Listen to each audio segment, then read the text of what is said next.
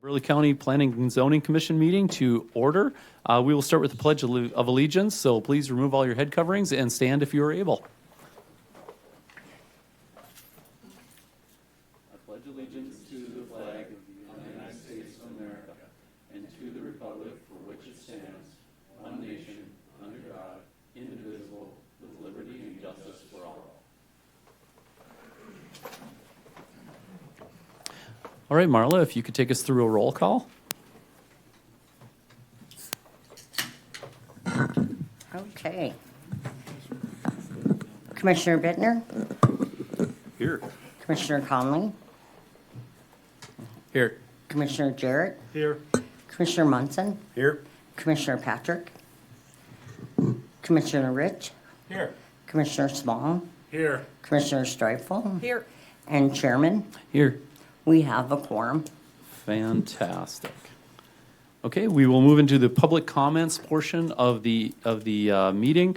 This is for any public comment from the crowd. These are not public hearings. We will move into those later. So if there is any public comments that anyone would like to make, please approach the lectern. Tell us who you are, where you're from.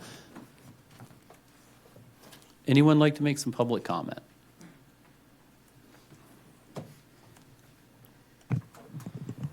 Good evening, Commissioners, Chair Agnew, Jamie Feist from Baldwin. I don't want to take up time for the public comment. I do ask that this board pulls item number 5.5 for discussion. I would like to speak on it at that time, if possible, instead of burning up public comment time. I think it would be more suitable when it's on the agenda there, if that works.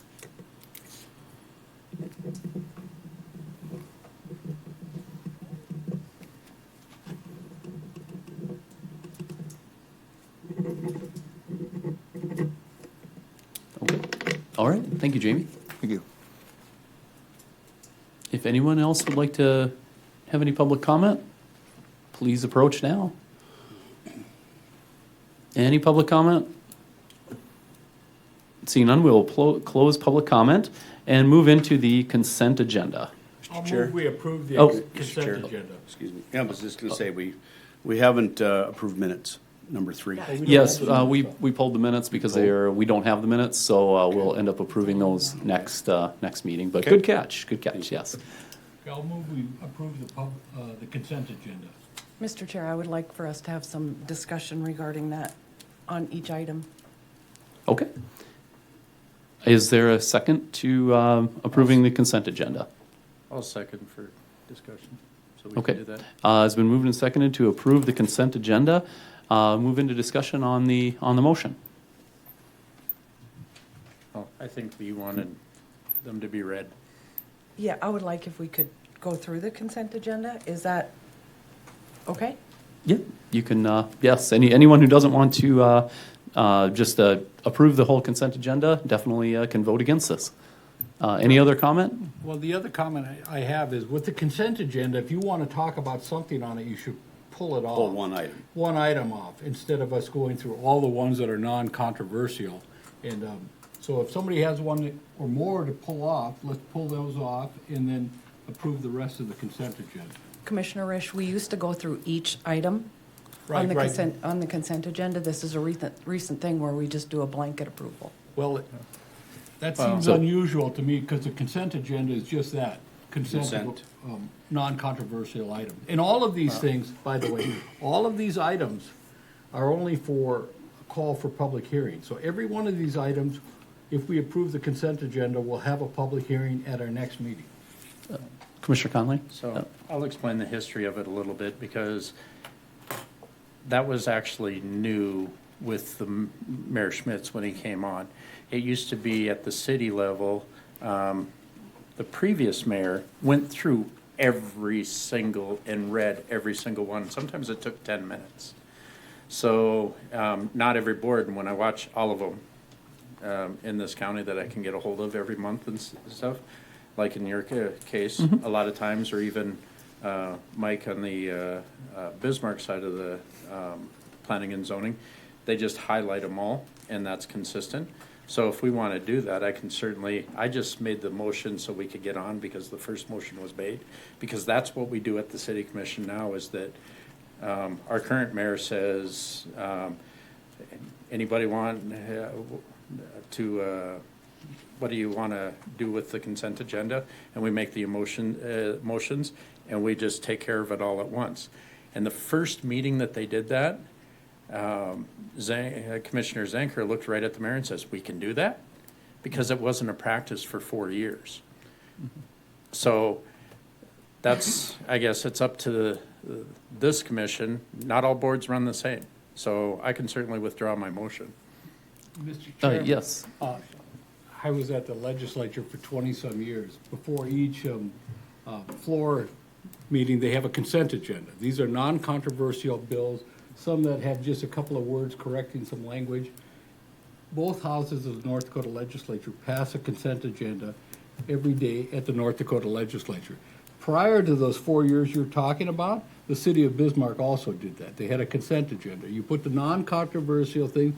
Every commissioner has a obligation to look through it and see if something they should be pulled off for further discussion. Last night's city commission meeting, both Commissioner Conley and I both pulled things off the consent agenda. But all these other mundane items that are non-controversial, everybody's in favor, you don't go through them all unless somebody thinks we need to. Mr. Chairman. Yeah, Commissioner Bittner, yes.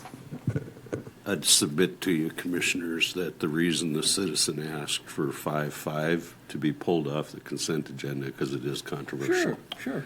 And I do know that, I'm pretty sure that Mitch is going to have some additional information regarding that one. So I personally, I'll withdraw my motion. Okay, motion's been withdrawn. Will you withdraw a second? Withdraw. Okay, I'd make a motion to approve the consent agenda with the exception of 5-5. Second. And 5-1, please. Okay, and Oh, 5-1. Okay. 5-1 and 5-5. Okay, it has been moved and seconded to approve the consent agenda except for 5-1 and 5-5, which we will open independently. Is there any discussion? Seeing none, we'll move into a vote. All in favor? Aye. Any opposition? Okay, seeing none. Mitch or Marla, could you take us through consent agenda item 5-1?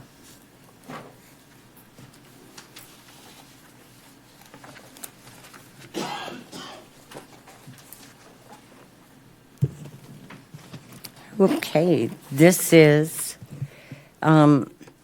Arcadia Light Estate subdivision. The petitioner is Prime Core Development.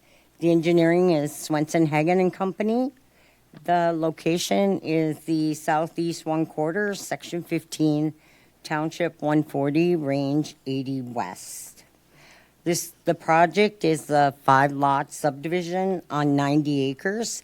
The zoning is agricultural. And they're requesting approval of the preliminary plat and a public hearing. Burleigh County, the history, Burleigh County was approached regarding the development of a 5-lot subdivision, and at that time, they requested a zoning change from A, agricultural, to R1, country homes residential. We had several pre-application reviews regarding this subdivision. It will contain 5 lots, each lot being 16 acres, more or less. Access will be on the east side of the parcel. 4 lots will have shared access. One will be allowed access from 123rd Avenue, and a paving waiver was granted on October 10th, 2025.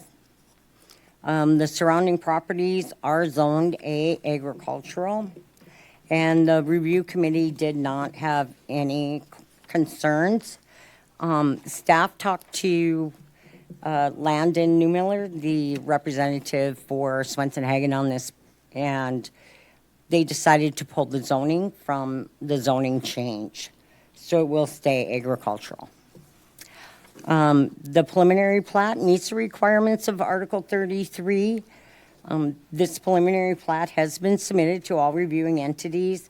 All concerns and corrections have been made.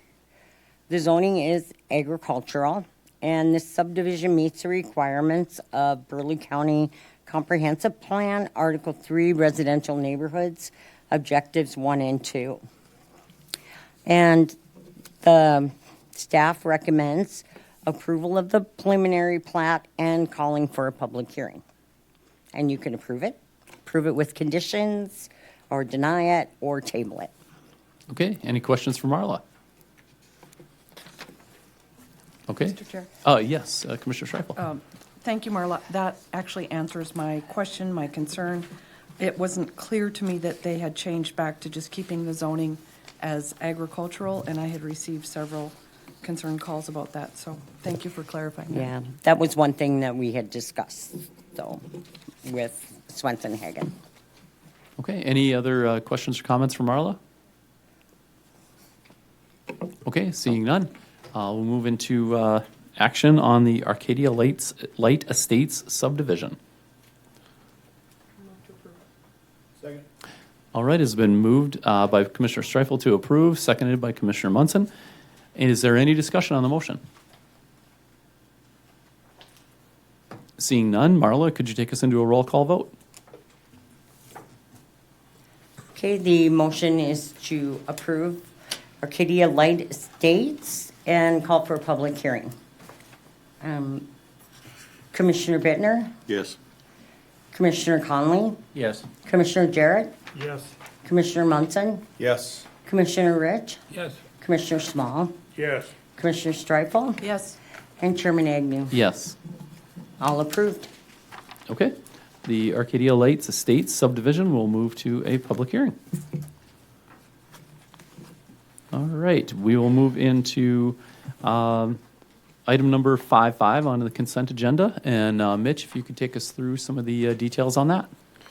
Yeah, Commissioners, Mr. Chair, this is a petition to plat the 40 acres and change the zoning from ag to PUD. It is a 40 acre lot that be a one lot, basically a one lot subdivision that will include everything that's required on the preliminary plat. The general, we've included in your packet some of the general requirements for the PUD, the draft documents, and we asked them to plat this from the very beginning, and so we just received the plat this week, so we had not had a chance to review it. Staff has not had a chance to comment on it. We just got it, and so we're lucky we got it for the commission meeting tonight. So, but that's a kind of a separate issue from tonight, because that approval, it has to go through our approval before it comes back here for a final plat. So it's really not concerning this board as far as the plat approval, of the preliminary plat approval. There are some issues with the PUD for the project from the past. We've had some serious complaints and issues of owner problems, neighboring problems. There is a secondary access to the parcel that's not, we don't have a record of that. It's not a recorded deed or anything like that, so that needs to be included. But I want to reiterate that this approval of a consent for this to go to preliminary does not mean any approval of the PUD or the plat itself. Everybody has a right to make a petition to this board. Mitch, are you saying we should pull it off the agenda for tonight because it's not ready, or? No, what I'm saying is if you approve this, does not make or infer any approval of the PUD or the land use change, zoning change, any. That's will come up at the public hearing. Gotcha. Thank you. No, our recommendation is to consent on this, approve the consent for this. Okay. Any questions, comments from Mitch? Commissioner Rich? Well, just to be clear, the only thing we do tonight is to approve to go to a public hearing. Nothing beyond that. We're not approving anything in the document. Right. Okay. Any other comments, questions? Yeah, Commissioner Streifel. so when it says staff recommends approval, that just means you recommend approval for it to move into a public hearing? Okay. We thank you. recommend the consent. Okay. Any other questions, comments for Mitch? Commissioner Conley? And with that, the notices go out, so the surrounding area, and that gives everybody the same space to speak and that. And that's why it's on the consent, because we have to, by law, send out that notification. Yeah, Mr. Chair, that's correct. We will send out notices to all the landowners that are within a quarter mile. We may even go further to let them know this is a big change. And there's a lot of things that are contingent on review of this, proper review and vetting by this board here. Okay. Any other questions, comments for Mitch? Yes. Marla. On this PUD and the preliminary plat, you guys can put conditions on it for the approval to move to a public hearing. You can say that they need to have the preliminary plat approved and the final plat approved before it goes. You can do the same thing on the PUD, or you do have the option of tabling it tonight and requesting more information. Gotcha. So, Okay. Yeah, Commissioner Streifel, yes. One more question. I did ask for a copy of the application, and so it's kind of confusing because there's 1, 2, 3, 4 different names mentioned. It's Strong Farms here, it's Stoll Holdings LLP here, its applicant is Baldwin Greenhouse / Strengthen North Dakota. So we have a lot of different names, and if once it, and this can be addressed at the public hearing too, but once it goes through, who's actually responsible and who's holding the PUD? From what I understand, Strong Farms, North Dakota, they own the lease, they lease the property to do this as an agreement with the owners. They received a grant from the state, from North, Strengthen ND, and I don't know about the contract, I don't know the ins and outs, I haven't seen that, but from what I understand, they own the lease on the property. And so it's some kind of agreement between the two. So the owner, if you look on parcel viewer, is Stoll Farms. But it was Strengthen North Dakota who purchased the land and they lease it to Stoll Farms. I'm not sure how the ownership is, but we're gonna have to have clear title on this before any plat approval. I mean, and it's gonna have to show who owns the property on the plat, and they're gonna have to sign the plat. So, Gotcha. Any other questions, comments for Mitch? Okay. Oh, yeah, Commissioner Bittner. Yeah. I don't necessarily have a comment for Mitch, but I do know that we had a meeting with the state's attorney and the sheriff, and I haven't had a chance to discuss the details of that meeting, so I personally am not comfortable with this moving forward. I'm not comfortable with getting off Jump Street yet, so. Okay. Any other questions, comments for Mitch? Yeah, Commissioner Conley. Not so much Mitch, but Commissioner Bittner, since you were part of that internal meeting, do you want to put conditions on a motion going forward? I wasn't part of the meeting. Oh. That's my point, is that Okay. I don't know the details that were discussed yet, and so Okay. I'm not able to support moving forward. Would you prefer tabling it for the next meeting? I would. I make a motion to table for a month. Second that. All right, it has been, Mr. Chair, if I can, yeah, yes. for discussion. Commissioner Since Jamie's Munson. here and yield his time at the public comment, is it something you would like to hear from him now before we vote? Or, I just feel bad that Jamie yielded his time for this conversation. Yeah, and I don't think we'll hear anything from the Okay. public tonight. I will save that for the public hearing because we want to give everyone equal and adequate time at the public hearing. So it has been moved and seconded to table this until the next meeting. Any discussion on that motion? I just want to clarify. Yeah, so Commissioner Jarrett, yep. We're tabling it, and it'll just go to the consent agenda next meeting. Correct, Okay. correct, yep. Thank you. Mr. Chair. Yes, I would Commissioner like to Streifel. clarify, are you saying then that we won't be hearing from Mr. Feist tonight? Correct. Oh, correct. I don't want to give one person speaking time before everybody is here to speak on this. I think so. that should have been said during public comment. Okay. Because he stood and waited for affirmation after he said what he said, and he wasn't shut down at that point. Do you know what I mean? Yeah. So Commissioner Conley, yes. with Senate Bill 2180, because he did have that opportunity, and we're still learning this, vetting it and that. So it kind of puts us a little bit jelly-legged on the portion. So I would say 5 minutes or less. And that is a suggestion, and just call it a point of order. I would agree with Yeah, that. we can, we definitely can do that. I was more inclined to just hear from everyone at the public hearing, but if we are okay with that, is there any other discussion on the motion? No, he did, Mr. Chairman. Yeah, yes. He did ask me if he'd have an opportunity to speak, and I said he would. Okay. All right, if there's no other discussion, Jamie, if you would like to say anything, you sure can approach the lectern and speak. Briefly? Can I clarify something on the motion? Yes. So the motion included the PUD and the preliminary plat are both going to be tabled, right? Yeah. Okay, I just want to make sure. All right, Jamie, you've got 5 minutes. I'll try and condense it Or as less. much as I can. I could literally speak for 3 hours on this topic, but, If you want to move the mic over a little bit, there you go, thanks. okay, better? Yeah. Okay. Let's see here. This has been an ongoing problem now for about 4 years at this property, starting the 4th season.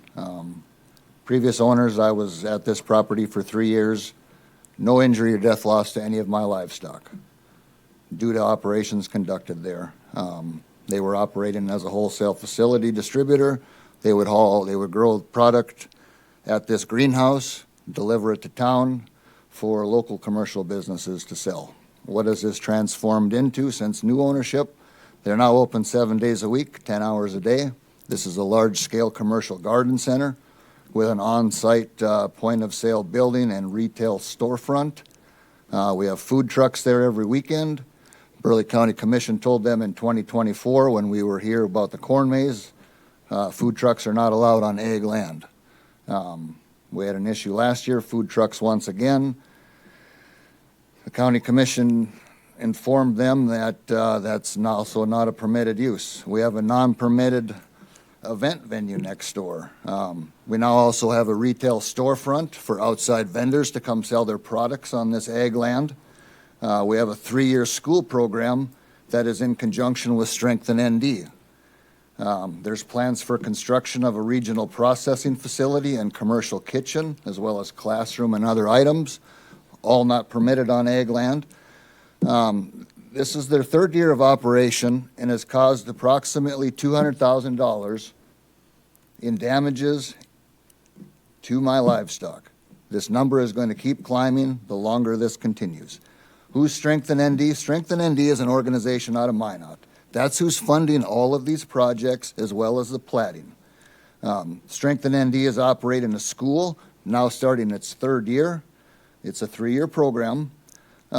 Strengthen ND has invested approximately $2 million in grant money into this property so far, including $500,000 for the purchase of this property, giving them the leasing rights of this for 25 years.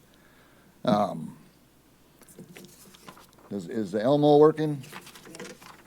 Okay.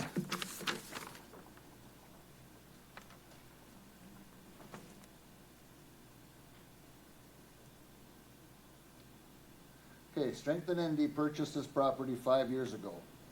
They keep trying to tell you guys that this business has been in operation for 30 years. The previous business was in operation and did not cause problems. This new entity that's moved in is not the same business at all.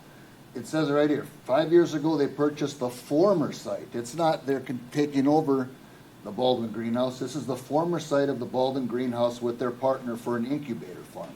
That's what their school is. Strong Farms, what this item is called, that's the name of this school. The partner operates the greenhouse and they use the land, Strengthen ND. We have a self-funded incubator farm called the Strong Farm Incubator north of Bismarck. We are in our first year of implementing a new program for a specialty crops business with 5 small farmers growing crops on land less than an acre. Okay. So that was issued, that was on April 8th of 2024. So this shows how far back this has gone.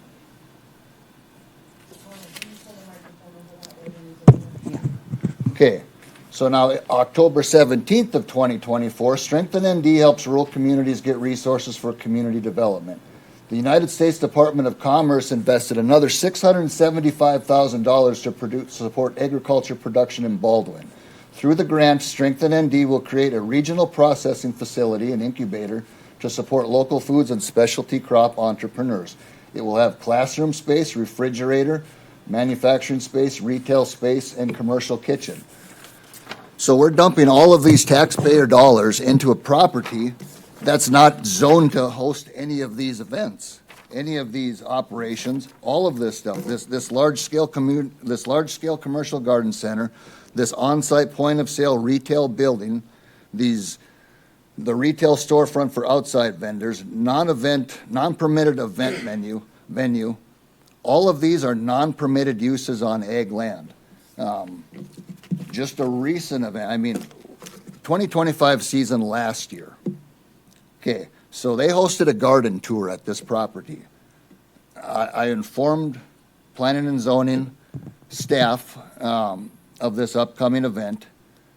The day the event was set to take place, because they partnered up with the Burleigh County Soil Conservation District for this. I called the office to talk to Mitch the day of the event. Mitch was on vacation. So I reached out and talked to Daryl Oswald at Soil Conservation. Great guy. Purchased a lot of trees from him over the years.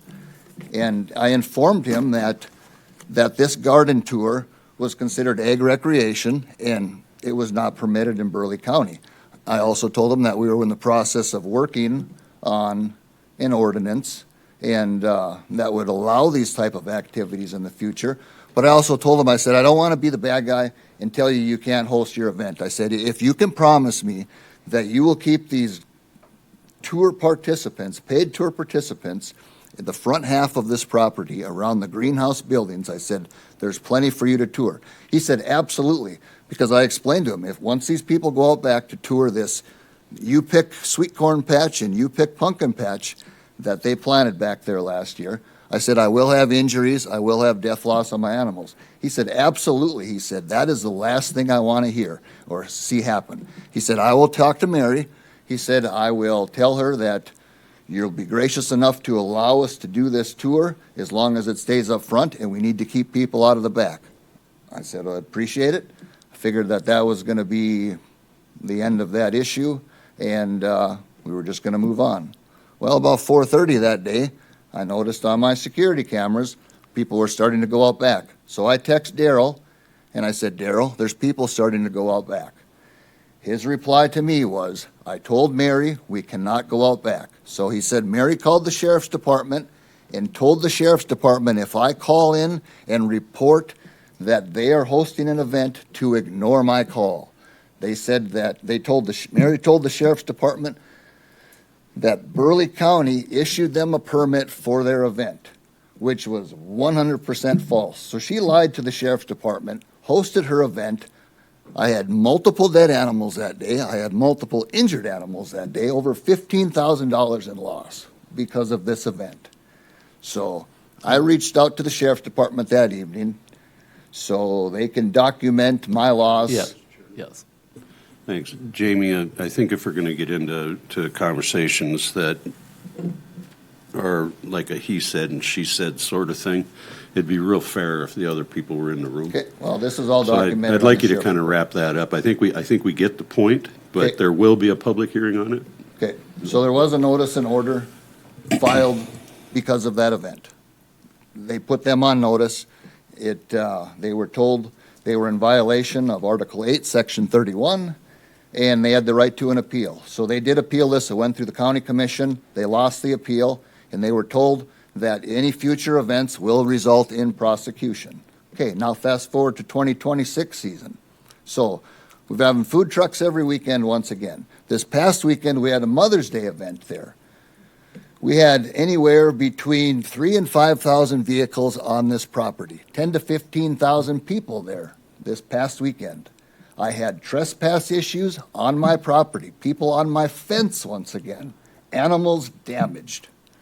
Hey, Jamie, I'm going to cut you off there, and definitely appreciate all the information. This will likely go to a public hearing, Okay. and we'll give you plenty of time then to give us more examples. Okay, And to be clear, I will be working with Mitch and the sheriff and the state's attorney to find out what's up there, okay? okay, Okay. well, I appreciate that. Thank you much. Thank you. Okay, it has been moved and seconded. Any other discussion on the motion? Hearing none. Marla, could you take us through a roll call vote on the Strong Farm zoning change and preliminary plat? Okay, and the motion was to table it for more information. Commissioner Jarrett, Yes. Commissioner Munson, Yes. Commissioner Conley, Yes. Commissioner Bittner, Yes. Commissioner Streifel, Yes. Commissioner Small, Yes. Commissioner Rich, Yes. and Chairman. Yes. All approved. Okay. The Strong Farm zoning change and preliminary plat will be tabled until next meeting, where it will appear on the consent agenda. That is it for our consent agenda. We'll move into our public hearings of the evening. And our first public hearing is the Ponderosa Riverside Village and Village 8 subdivision, excuse me.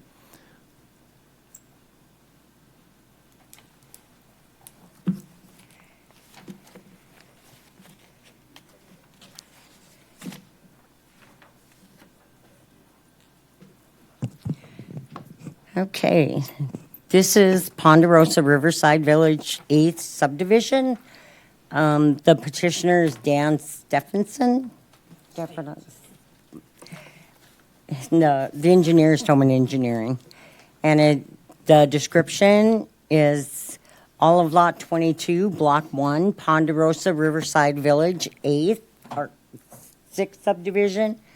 All of Lot 23 and the west 33 feet of Lot 24, Block 16, Ponderosa Riverside, 2nd subdivision of the southeast 1/4 of Section 3, Township 139, Range 81 West.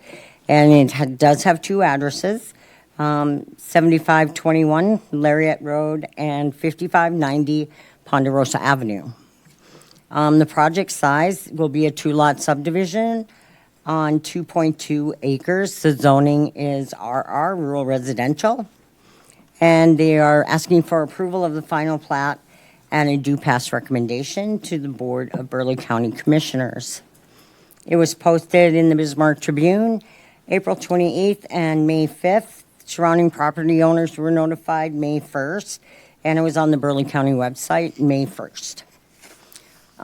Burleigh County staff has been working with the petitioner regarding combining the 33 feet that he purchased on the east side of his two existing lots. And we advised him to do a short plat. What he's doing is combining that 33 feet into his two existing lots. It was submitted for pre-application review, and there was no concerns. The subdivision fulfills the requirements of Article 33, Section 12 of the Burleigh County zoning ordinances, and the final plat has been submitted to all reviewing entities. All concerns and corrections have been made. Staff recommends approval of the final plat and giving a due pass recommendation to the Board of Burleigh County Commissioners. Are there any questions for Marla before she steps away? Seeing none, thank you, Marla.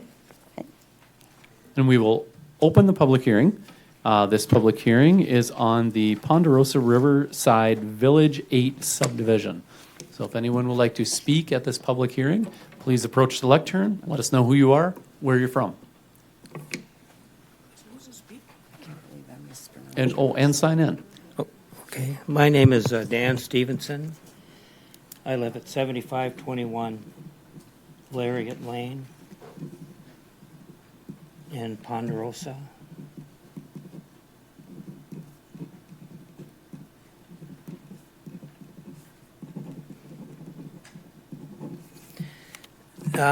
Yeah, basically, this is just dotting a few i's and crossing a couple t's. We ended up with 3 different sections of property just over the years.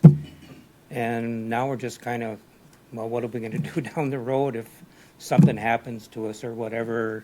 So this is just a housekeeping thing more than anything. It's just, I mean, that's basically all it is we're just combining that 33 feet. I didn't realize that 33 feet was a lot into itself. And we kept getting the tax statements every year, and it would be this one and that one, and then we get one for our house. And I just thought that 33 feet was married to the corner lot, but actually it's not married to anything. It's just sitting there. So we just want to redraw those lines, and instead of having 3 lots, we'll have 2 lots. All right. Thank you, Dan. Any questions for Dan? Okay, seeing none, thank you. Yep. All right, if anyone else would like to speak in this public hearing on Ponderosa Riverside Village 8 subdivision, please approach the lectern, let us know who you are, where you're from, and sign in.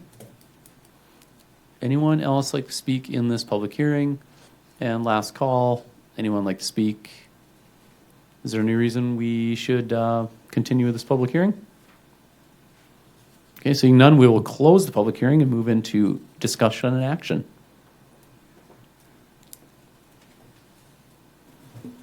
I'll move we approve the final plat and give a due pass recommendation to the Board of the Burleigh County Commission. Second. All right, it's been moved for approval for a due pass recommendation to the Burleigh County Commission by Commissioner Rich, seconded by Commissioner Munson. Any discussion on this motion? Okay, seeing none. Marla, if you could take us through a roll call vote. Okay, the motion is to approve. Commissioner Streifel, Yes. Commissioner Bittner, Yes. Commissioner Small, Yes. Commissioner Conley, Yes. Commissioner Rich, Yes. Commissioner Jarrett, Yes. Commissioner Munson, Yes. and Chairman Agnew. Yes. All approved? Okay. The Ponderosa Riverside Village 8 subdivision will move to the Burleigh County Commission with a due pass recommendation. We'll move into our second public hearing of the evening. That is the Sarcolati variance. And do we get Marla or Mitch? Okay. Yeah, they're playing rock, paper, scissors back there to see who gets to introduce this one to us.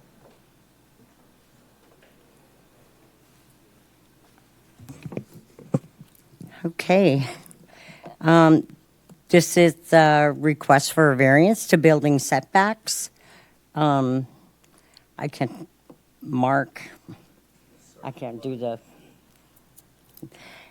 pronounce his last name. The applicant was KB Builders LLC. This is in Imperial Valley, Block 7, Lot 16.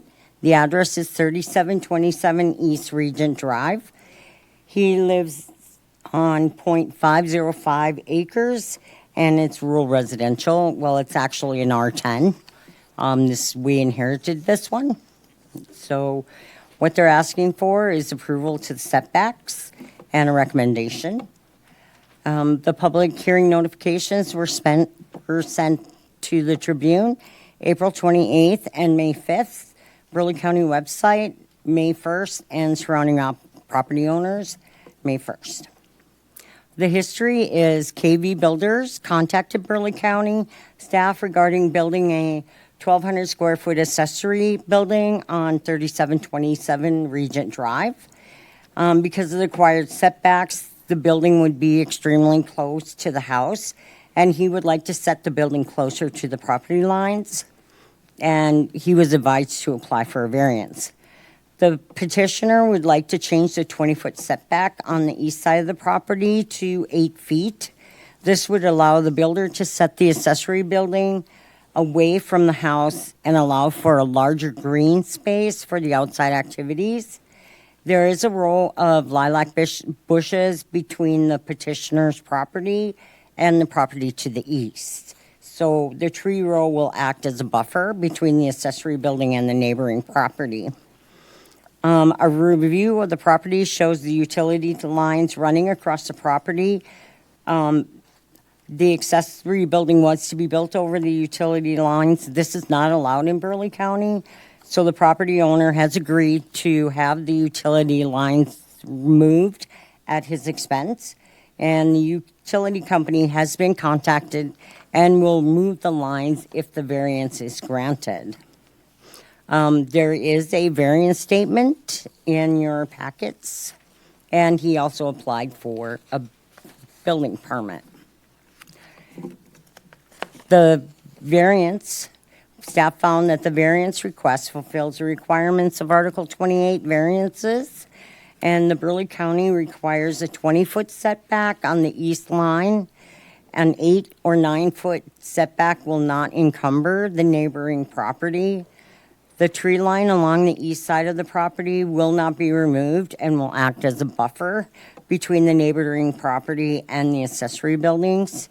Utility lines will be rerouted, and strict application of this ordinance would deprive the applicant of reasonable use of his land and buildings. And granting of the variance does not conflict with the Burleigh County ordinances. The petition for the variance meets all the administrative requirements, and staff recommends approval of the request with a due pass recommendation to the Board of County Commissioners. Okay, thank you, Marla. I believe we had something brought up to us that was sent to us in a letter that said that there was a variance similar to this in this area that was turned down. Was that turned Yeah. down by the city? No, that was turned down by us. That was us, right? That was the Cody Human Okay. variance. And he had not agreed to move the utility lines. And part of the recommendation was to find out exactly where his utility lines ran. And he also asked for a 1 to 6 foot variance on one side of Okay. his property. Okay, So a appreciate little that. bit different. I appreciate the detail, thank you. Any questions for Marla? Commissioner Conley, yes? Well, with that one too, I believe one side of the building, he actually wanted right on the property line to act as so he didn't have to build a fence along that way. Yep, Yeah, yeah. and so there'll probably be questions on this because the picture shows different buildings. Yeah. And one thing with the other one too is for him to move it, he would have had to build over his utility lines, and that's not allowed by building code. But he has been given the option to locate those lines, draw up a lot survey, and resubmit. So, Yes, Commissioner Bittner. I'll give Commissioner Risch credit for this one, but he was asking about this picture here on this blown-up picture where it shows the proposed location for the building in the upper right corner. But from the look of this picture, there's what looks like a couple of buildings already on the property that look like they straddle the property line. there that- are 2 buildings, and he can explain those. One of them does not belong to him. It's just kind of the way the property line showed up. And he is within the allowable amount with his accessory building. I think one is being torn down too. But he'll be able to explain more about that. Okay, any other questions for Marla? Okay, seeing none, thank you, Marla. Thank you. We will open the public hearing on the Sarcolati variance. If anyone would like to speak in this public hearing, please approach the lectern, tell us who you are, where you're from, and sign in.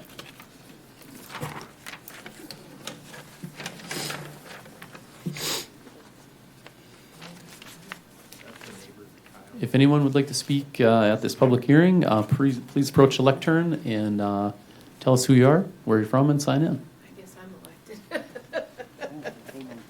Okay. I'm Darlita Sarcolati, husband Mark and son Dylan. Okay.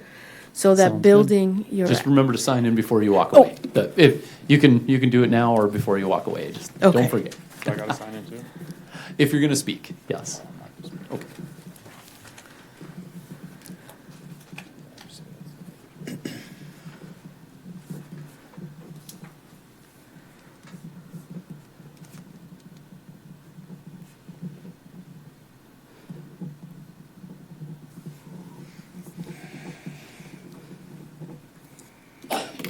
okay, so the question was on the building. Is that small little building that's on, the blue Yeah, line goes the one over? that's straddling the property Actually, line. two. There's, looks like Yeah, there's or two of them. actually. There's a yeah. white one and a brown roof.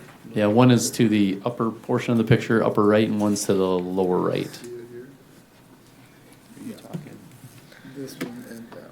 So the one that's in the upper right, that's our neighbor's, that's not our property. Okay. Okay, That's his building. We're tearing down. And the one to the lower right is the one we're tearing down. okay. The That's- lower right with the brown roof is the one that's going away. Yes, correct. I mean, Yeah, because I'm sure when the property lines showed up, they're not, maybe not exactly on the lines. Because he'll claim that as his property. Okay. okay, well, these are, the blue line is from the parcel viewer. And the accuracy of that is based on GIS, so it could be up to 6 inches to a foot off, but this looks like it's 3 or 4 feet onto your property. Oh, interesting, okay. Yeah, I have, Yeah, Mr. go Chairman, ahead. Yeah. I have a high level of confidence in our GIS systems, you know.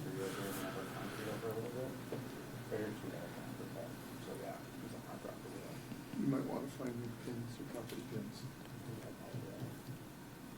So is there any other questions? That was all. No, I guess, are there any other questions for, was it Darlene? Darlita. Darlita? Mr. Chair? Yes, Commissioner Munson. One question, so, again, now, you're saying that the tree line is not gonna be removed.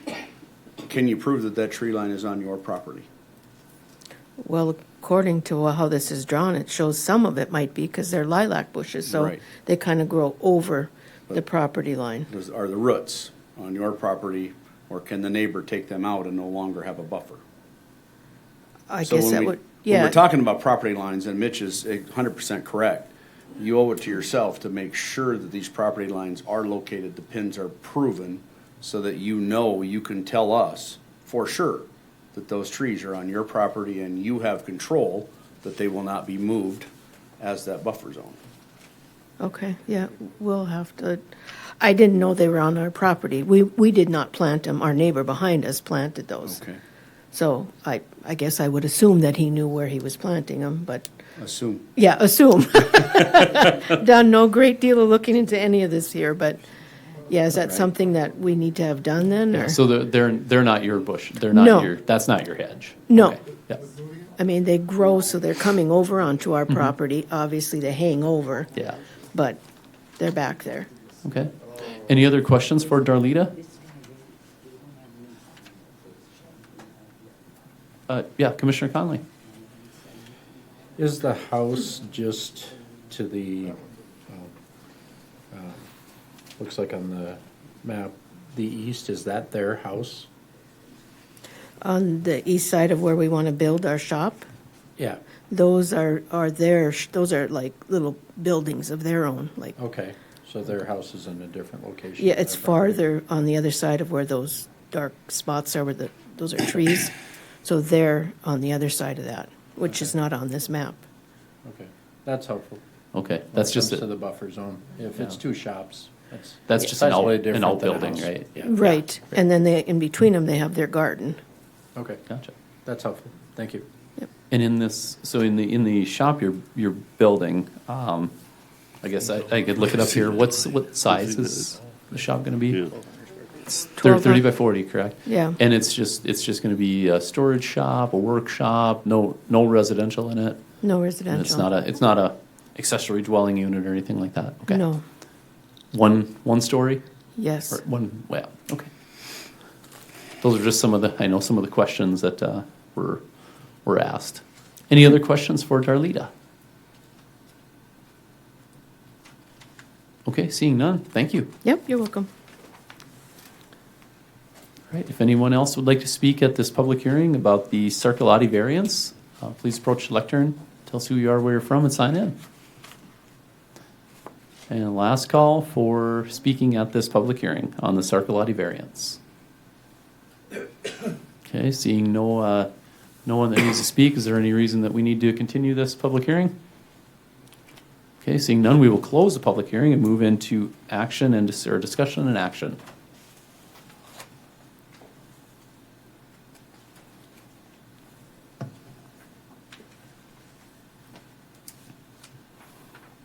Yes, Commissioner Small. This is within that local jurisdiction's, the way it has been, I mean, the setback, but we changed it? Or what is the setback? Good question. Because this is something that's under that will be under the new planning and zoning. Right. Yeah, the current setback, Marla?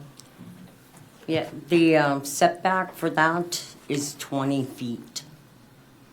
Because it's a R10. R5, I'm sorry. Oh, okay, R5. But was that the zoning when it was under the city jurisdiction? I mean, was that the setback under the city? Yes, Mr. Chair, that's the previous zoning and we haven't changed, so it's basically grandfathered in. We do not have any R5 zoning and we won't have R5 zoning, so this is going to be we follow the original setbacks. Okay, so 20 feet is the acceptable setback right now. Correct. Yeah. Mr. Chairman? Yes, Continue. Commissioner Bittner. Yeah. I don't know, it looks to me like they've been in the practice there of building pretty close to the property lines, right, based Yeah. on the. That's what I was gonna say. I mean, he's kind of, pretty hard to tell this applicant, no, when you can see 1, 2, 3, 4, 5, 6 other buildings right around it. I'm gonna motion to approve. I'll second that. Okay, it has been moved to approve by Commissioner Bittner and seconded by Commissioner Small. Any discussion on the motion? Mr. Yes, Chairman, Commissioner Bittner. I strongly recommend that you verify the property lines before you take one step further. You know, find somebody that's got a magnetic locator or something in that fashion and find those property pins so you know exactly where you're at. Okay. Any other discussion on the motion? Commissioner Conley? I would echo what he says because, I mean, if there's a fire and he's built onto your property line and stuff, there could be risk that's involved in that. And kudos for taking down the other building because, I mean, it'll probably alleviate some of those things that could fall on you. And then this one would be within your property, so that's not an issue, so. We knew when we had the extraterritorial area discussion that Imperial Valley is going to be a little bit of a dichotomy. There's some difficulties with it. Okay, any other discussion on the motion? Commissioner Rich? I'll just say, when I initially read it, I thought, wow, 8 feet, that's pretty close, and all this, that, and the other. But when I look at this map, I'll agree with Commissioner Bittner. The building right above it's closer than 8 feet. The building behind it's closer than 8. All these other buildings right in the area, so it'd be difficult for us to tell them no. Any other discussion on the motion? Seeing none, we'll move into a roll call vote. Marla, if you could take us through that. Okay, the motion was to approve the variance.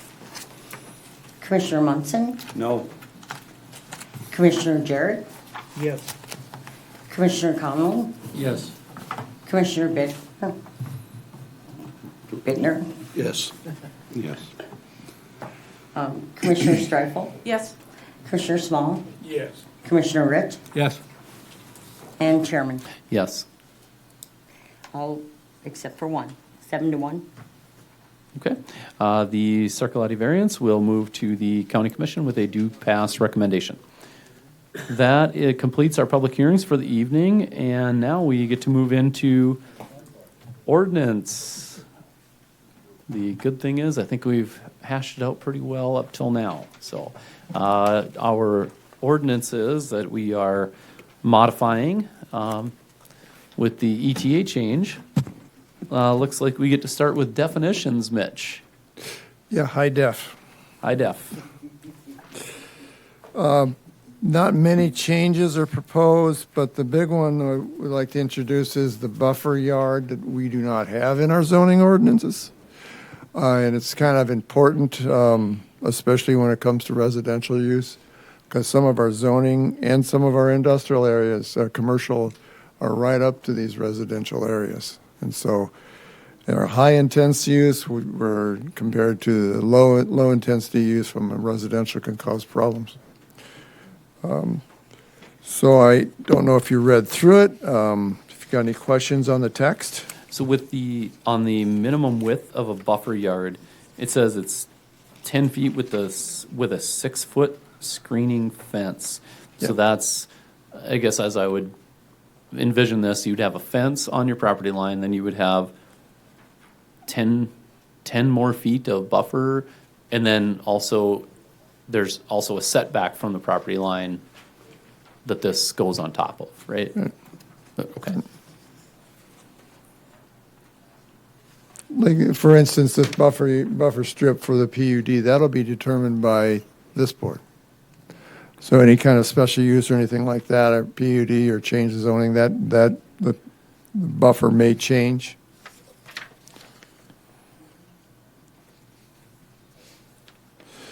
Okay. Any other questions, discussion, anything like that on definitions?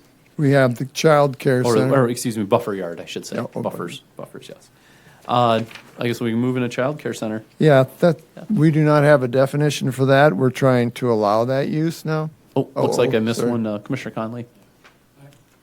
I'm actually trying to find it here because in this first portion, there was one to where responsibility of the buffer yard installation.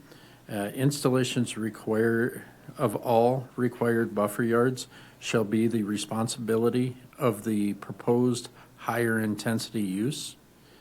And I just want to highlight it for now. I think that's correct in the first part. When we get on to the other areas like 7.8, when we're talking buffers in those areas, it's not as well defined about the high intensity. So something to consider as we get to it. Just a side note. Okay, thanks for pointing that out. Okay, now we get to move on to child care centers. Okay, we do not have the definition for this, nor than allowed use, so we're introducing that in our zoning ordinance as well.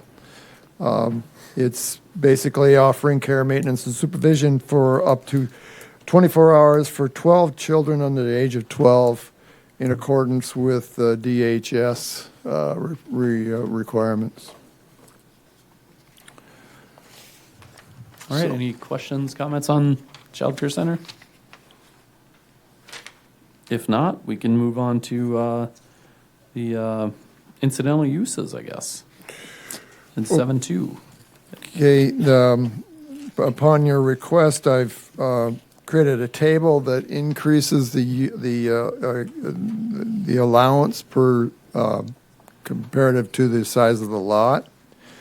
Currently, we have a 4% per lot size, and I calculated the computation is it's all under 5%, which up to 5 acres on 5%, you can see it climbs pretty quick to over 10,000 square foot building. I don't recommend going higher than that because that's a very big building, and you don't want these buildings to be dwarfing the primary use of the property, residential. And so you're also getting out of the residential code into a commercial design for these buildings and engineering requirements and that sort of thing. And Mitch, this is in what zoning? Incidental use Just incidental under use? accessory uses for accessory buildings? Yeah, so this would be non-ag. No, this would be for non-ag, but ag, it just stops at 6 acres or 5 acres for the 5% increase, and for 6 acres, it goes back down to 4%. Okay, so this, yeah. Ag would fall into this too. Covers all. Ag, because we have many ag lots that are 10 acres. Yeah. And so it would fall into this category as well. The larger lots, I mean, we don't, you count, 40 acres, Okay. for 4%, that's a lot All of. right. I just wanted to clarify, just to make sure that we're not limiting, 'cause there's some farm shops that are Very big. pretty darn good size. Yeah. But this is what you guys were asking about because of all the special use permits we've been asking for. And it does go up to, like I said, 10,000 square feet for a building on 5 acres. That's a very big building. Okay. Is there For residential use. sizes, I guess the percentages and sizes, are we happy with that? Oh, yeah, Commissioner Streifel. Mitch, I think you got a floating comma on the 2 acres. It just needs to get lower down. Oh, The 80s. Oh, I got a quotation mark. on it. yeah. Yeah, sorry. Just a little true up on that one. Yeah. Yeah, I'll get on it. But I mean, if you get up past 10,000, if you want something past 10,000 acres or square feet, special use permit. I mean, that's, yeah. Yeah. No. Okay. Okay. Yeah. And we're still keeping our sidewall heights and our building height, so looks good. Okay. Chairman, Yes, Commissioner Small. don't Yeah. mean to interrupt you, but, so where would we be on like a standard Burleigh County acre and a half lot then? I mean, where does that fall in here? Is that the 5% then? Well, I started at 2 acres, I could I put see 2 that. acres or less. I could put 2 acres or less. Well, I mean, standard rural residential is an acre and a half in Burleigh County, or has, Right. what used to be for quite a long time. Right. So I was just, I mean, and I'm not picking on you, I'm just wondering, do we have any idea what the variances have been asked for in the past on the acre and a half lots? I mean, is this gonna fit most of the ones? I mean, I realize I'm asking you kind of a general question, but you know what I'm trying to say. Right. Mr. Chair, we had a request on 4.5 acres last month or the month before, and that ended up being, I think that was over 6%. well, yeah, the request, what he was asking for was less than this. And so that would fit well. I mean, it's, most of they get into the 4 to 5,000 square feet. Then we also had one for 8,000 square feet. Mm-hmm. That was on a 5 acre lot, I believe. Yeah. But that was on a 4 acre I too. want to say that came out at like Yeah. 6 or 6.5%. So it would have, something like that. it would have But fallen in. that's, I think that's about the only one that would fall outside of what's being proposed. Mr. Yeah, Chair. yeah, go ahead, But Commissioner to Munson. follow up to Commissioner Small's question, you could easily, as Mitch said, put 2 acres or less, and that's the 5%. Then it's covered, a Carry it all 1 the way acre down. lot, a 1.5 acre lot, if it's 2 acres or less. Well, what if you, excuse me, Yeah, go ahead. what if you had a half acre lot? It's, You'd still be 5%. But you right? want a 4,300 square foot. no, but building it's on a half acre? 5% No. of your total lot, so if you only Yeah. got a half acre, you're only 5% of your total lot area. Yeah. Yeah, I think I want to, so basically 2 acres or less. Or less. right? Then that Yeah. covers any other special use permits. I guess could we just, I like that you did calculations here. Could we just simplify it and just say 5 acres or less at 5%? And then. And then 6 acres or greater at 4% lot coverage? I mean, it seems like it would just kind of simplify the whole table. I like seeing the numbers for our reference of what that, I put them in there for Turns us. to in square I'm not foot. going to include that in the ordinance, but yeah, Okay. no, it's, yeah, there's a lot of things, or more, or greater. yeah, so 5 or less, we're at 5, and basically above 5, we're at 4%. So Yeah. good coverage. Yep. Okay, we move down to, it looks like there's but a not limited to, which I think is what we specified last meeting, right above the minor home occupations, but moving into minor home occupations. Any issues there? Yeah, that's the one where we were asking about, we allowed these as permitted by right. It's basically operating a very small business out of your home. It did increase it up to 50% of the floor area. We kept it, we did add one additional employee that was not there. And then we kept the sign, I believe, down to 1 square foot.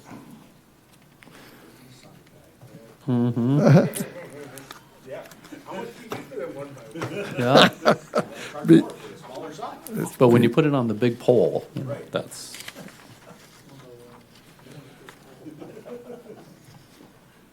So it did increase some of the minor home occupancy use, not by a large amount, but I mean, it included all this additional information that we didn't have there before. The next one is the major home occupations. The big item on this is allowed in all districts as permitted by SUP. So, now, on the minor home occupations, basically at the bottom of 6, we're calling out, so we're getting back into that CDL discussion that we had last meeting. So we're calling out no vehicles associated with the home occupation which require a CDL to operate in North Dakota may park overnight on the property or the street. So they can park there during the day, just can't park them overnight. Everybody good with that or no? No. Okay. Yeah, speak up. Yes. Thank you, Mr. Chairman. Absolutely not. I've run a small home occupation, well, maybe not a small thing, but just because I have a commercial vehicle that is used for work and I have to park it someplace, it parks inside at my place. And I'm not going to change doing that. No. Mr. Chair? Yes, go ahead. Commissioner Bittner, does your truck, do you have to have a CDL license to operate it? Yeah. Okay. It honestly doesn't take much. Yeah. With, And then the same thing with trailers. Now, I understand, a paragraph or two up. I'm telling you, I got 3 trailers, and I'm not gonna, I'm way over that with just 2 people. yeah. Well, keep in So mind. so this is minor, and then we've got major, so. Yeah, Mr. Chair, keep in Yeah. mind, this is under a special use permit. Say again? This is required by, a special use permit is required for this, No. for a major it is. We were talking minor. Oh, you're talking minor, sorry. Yeah. Number 8. Okay. Yeah. What do we want to change that to for language on 8 or 9A? I have 5 vehicles and 4 trailers. Yeah.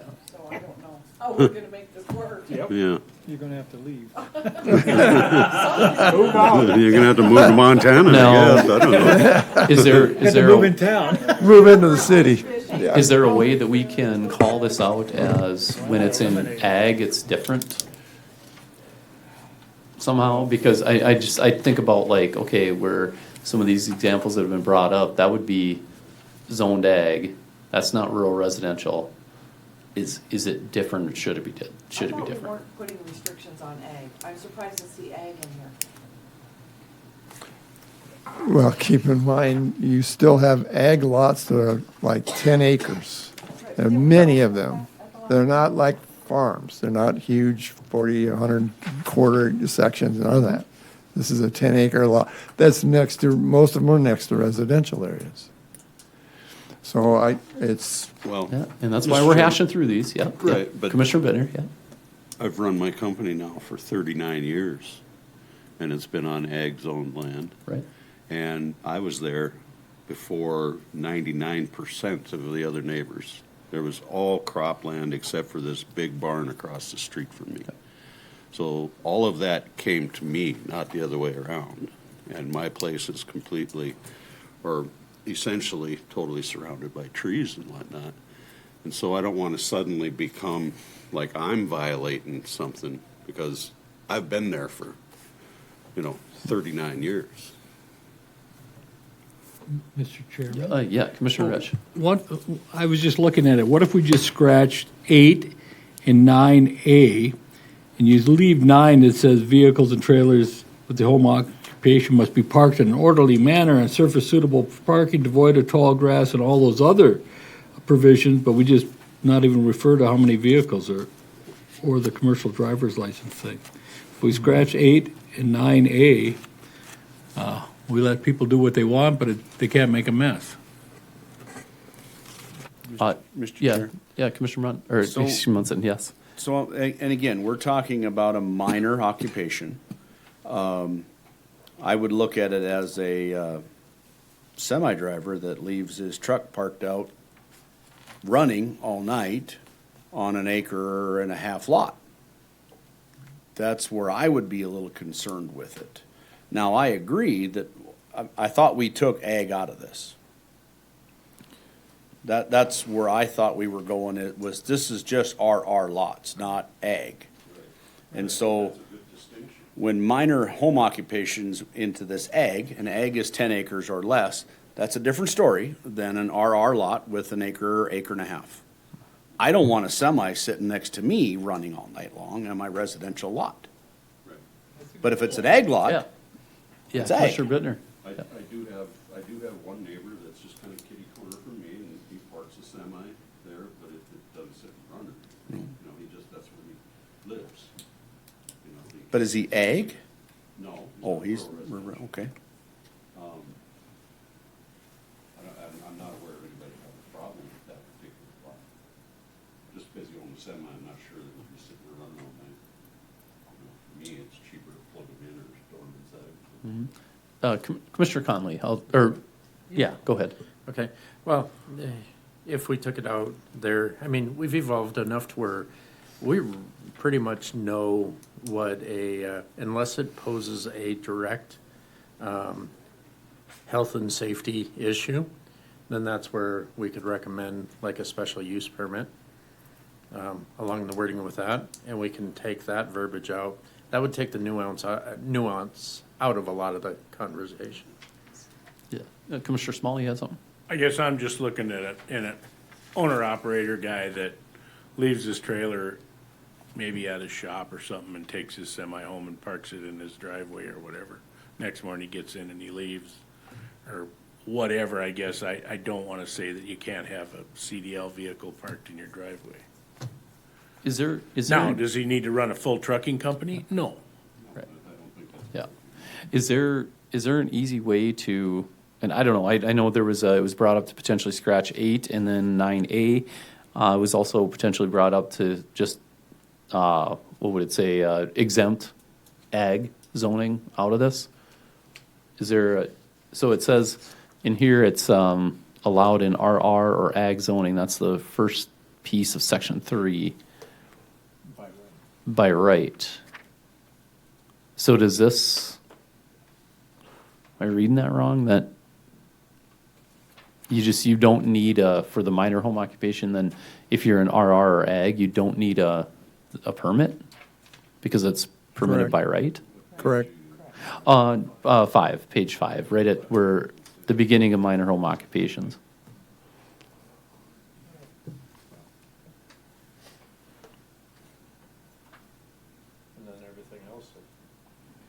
And then everything else, if we took A out and just said that exceptions would be if it poses a direct health and safety issue, then the county would consider a special use permit under those circumstances. Yeah, Commissioner Bittner. Thank you. We do need to be aware that some people use their properties as kind of like a junkyard and storing things. We just, we talked about a thing out there in Imperial Valley, and just recently, and I forwarded it to Mitch, but we're getting complaints from Imperial Valley about all the junk cars and unlicensed stuff and whatnot laying around out there.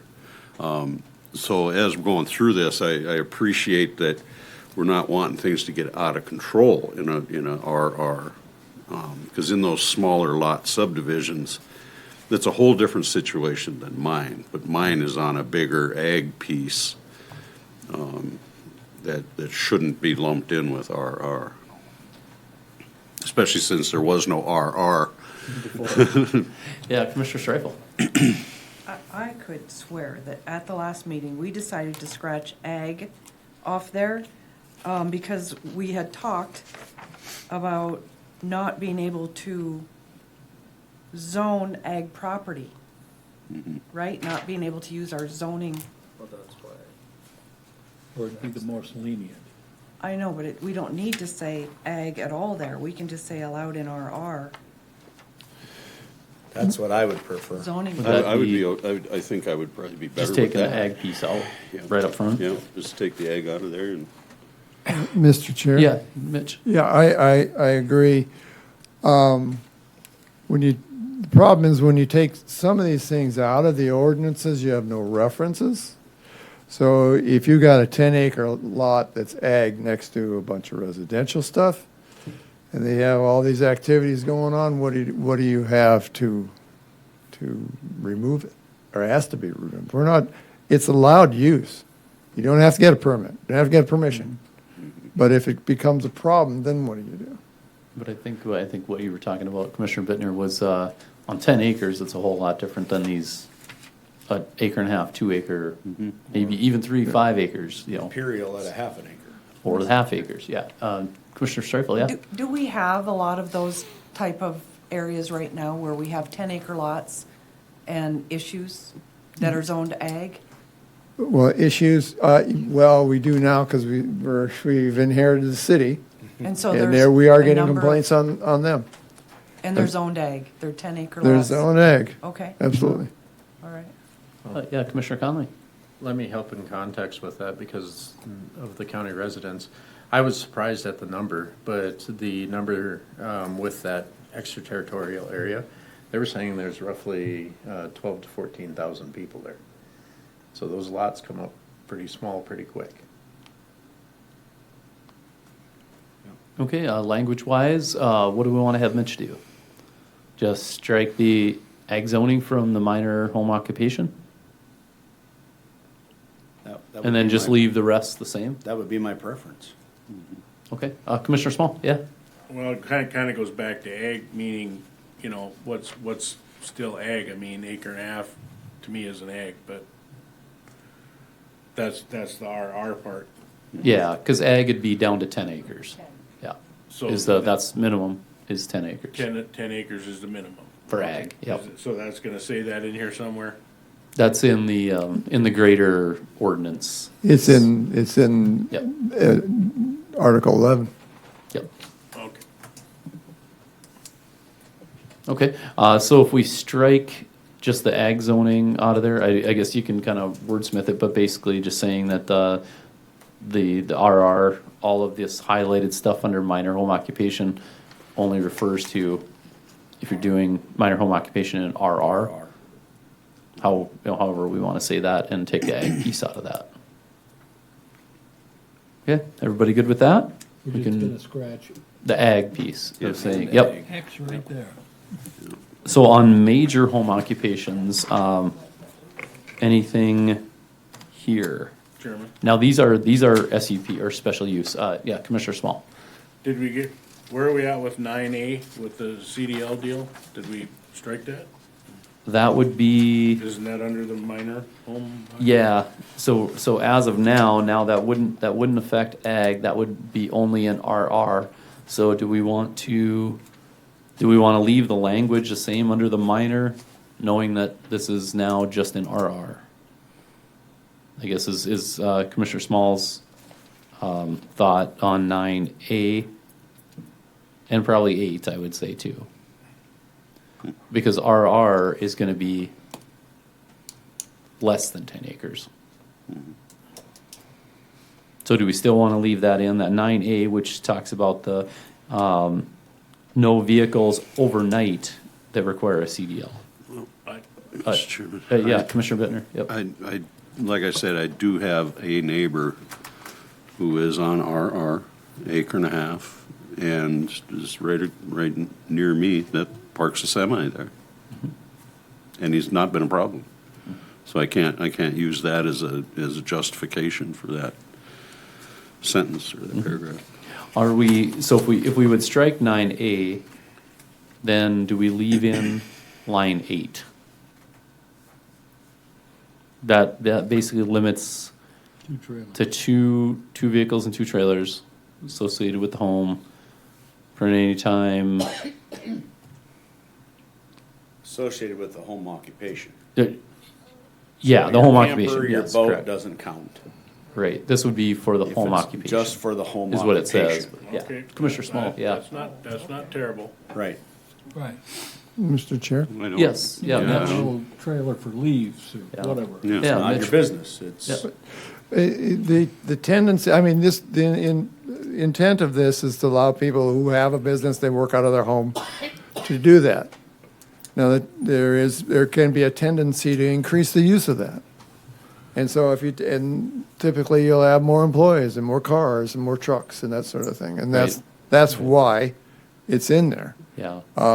So if I was gonna go over 2 vehicles and 2 trailers for my home occupation, I would then have to come in and For a request major- a special use permit For a major use, yeah. Right. So, I mean, if, like your neighbor, Commissioner Bittner, if there's no complaints, no harm, no done, no problems with it. Nothing's going to be really done about his semi. But this is for people that we have a complaint. It's not in Imperial Valley, but it's in the transfer area of this guy who's got 6, 7 trucks there. And siding business and all that Okay. stuff. So is Yeah, I get the line 8 for two vehicles, 2 trailers, is everybody okay with that one? That part's okay. And then what about 9A? Leave it or take it out? Well, Mr. Chairman. Yeah, go ahead. Thank you. I just don't want to turn my neighbor into something he's not today. Right. Because he's not a problem. He's a, I would say take it out, and then if it becomes a problem, because we're gonna grow into this space. Okay. I mean, it can be changed at any time. Yeah, Commissioner Rich? Well, if, in 9A, we could essentially just modify it to operate, may park overnight and just take on the street, take the street off. If he's gonna park it there, he's gotta be on his property. That's one possibility. Oh, just to keep it off the street? But- Yeah. He's gotta keep it off Yeah, the Commissioner street. Munson, yeah. But again, as we talked, a 3/4 ton pickup with a trailer requires a CDL. Yeah, if it's heavy enough to trailer. So my pickup is gonna be in violation. If you're on RR, If I'm on RR. yeah. And I'm gonna turn you in. If you're, now that's. Thank God I live in the That's city. if, that's, so if you don't have a home occupation, then what? Then it doesn't matter.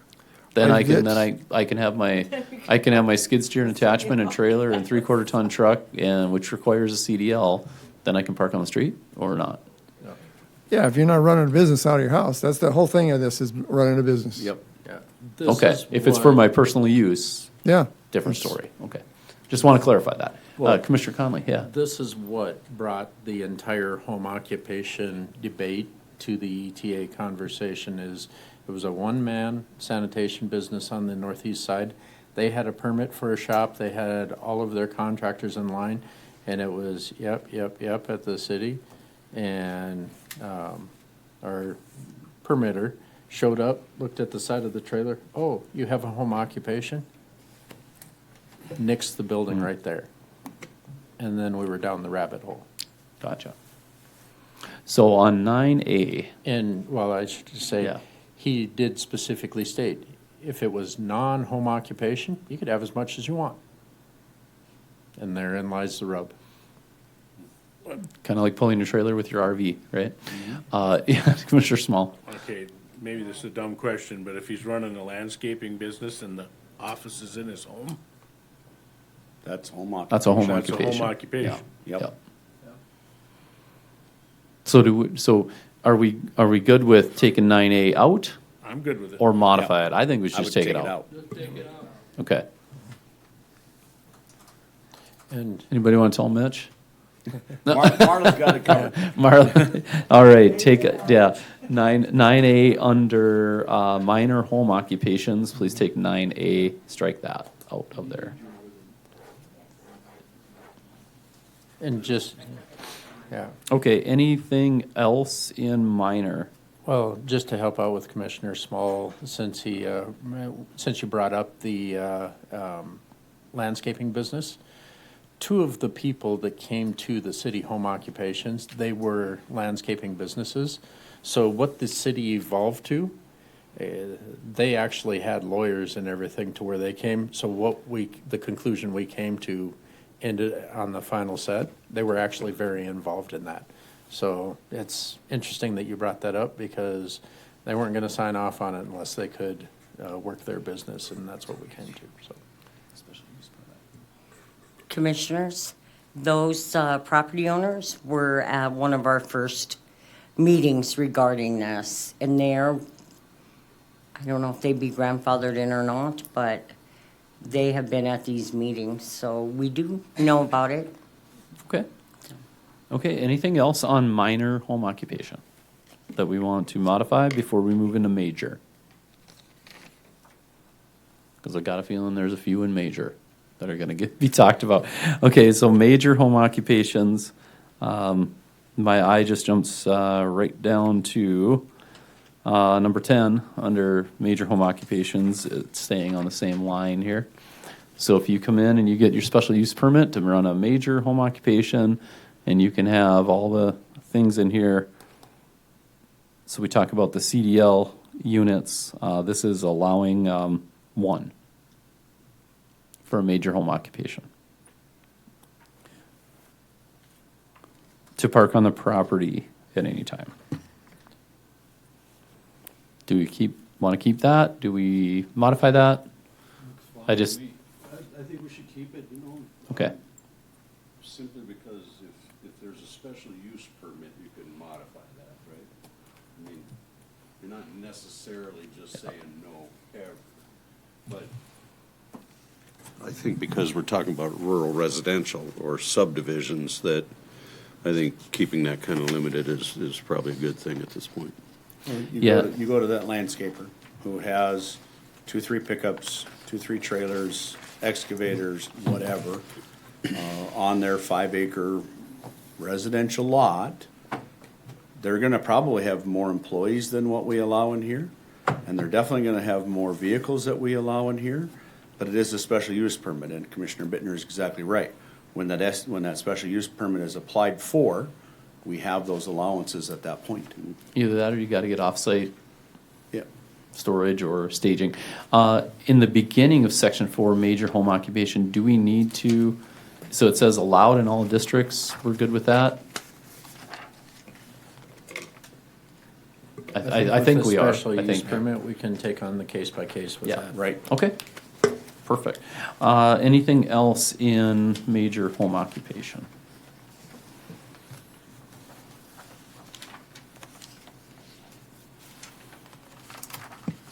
Okay, if not, we can move on to child care center. Mr. Chair, this is under Article 8. We did not have a daycare center before. It wasn't defined. It wasn't even in our ordinances. It's basically the same thing as the home care from R1. It's under 24 hours of care with no more than 12 children in accordance with the DHS licensing. They're required to have special use permit in all zoning districts. Each building shall provide no less than 35 square feet of interior recreation area per child. And adequate, the big one on number 1 is adequate off-street parking. It can be a mess just a couple times a day, but there's a lot of cars there. So Do you know, Mitch, maybe you do, maybe you don't, how similar is this to the city's that's pretty close. ordinance? Yeah. I would think it's got to be pretty similar. It's pretty close. I wanted to keep it close because we know there's childcare facilities out there in our jurisdiction now. So Sure. Okay. Everyone, oh, yeah, Commissioner Conley. On the consent agenda, wasn't there a care center with that? Did that fall within the compliance? Okay, I might be mixing it up. on tonight's consent? No. Yeah, you're still on Okay. last night's meeting. Okay. All right, so we can move on from childcare centers. We get to go into major home occupations. Right. Now, this is under, So didn't we just do this? this is Article 8. Yep. So how is- I included this as a change to Article 8, because now it's included. If we're okay, I mean, the only thing that changed on this, well, not with the special use, nothing changed on it, I don't believe. You didn't, Okay, so this is the same as what we just discussed. yes, Okay, yes. gotcha. Okay, so we get to move on to, is it ag? Yep. Ag, right? Yes. And it looks like permitted uses, looks like 14, 15, 16, and 17 were added. The temporary sales of certain items, portable storage containers, accessory solar energy, and minor home occupations. Right, Mr. Chair. The only ones the only thing that I see, not a red flag, but concern is the portable storage containers or Connex boxes. Where's that at? On Page 13. 13. Page 13. All right, thank you. Yeah, it'll be item 15. They're problematic. People use them for all kinds of things, and they just put them in there, and they kind of end up off kilter, or they just, they all rusted out, and they're kind of an eyesore to some people. Yeah, Commissioner Bittner, yeah. Thank you. I bought some lots in a subdivision that adjoins my land, and they actually had covenants that don't allow the portable storage containers.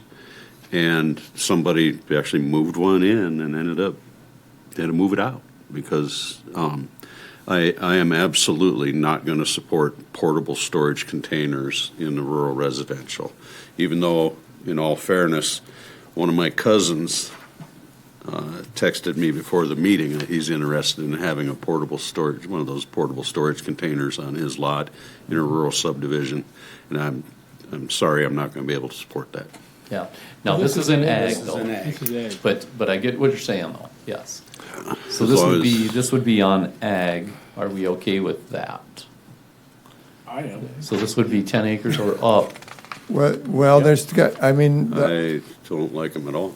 I mean, Mr. Chair, I Yes. think that there should be a limit on them, because it's allowed means you can have 40 or 60 or, so I think there should be one per parcel.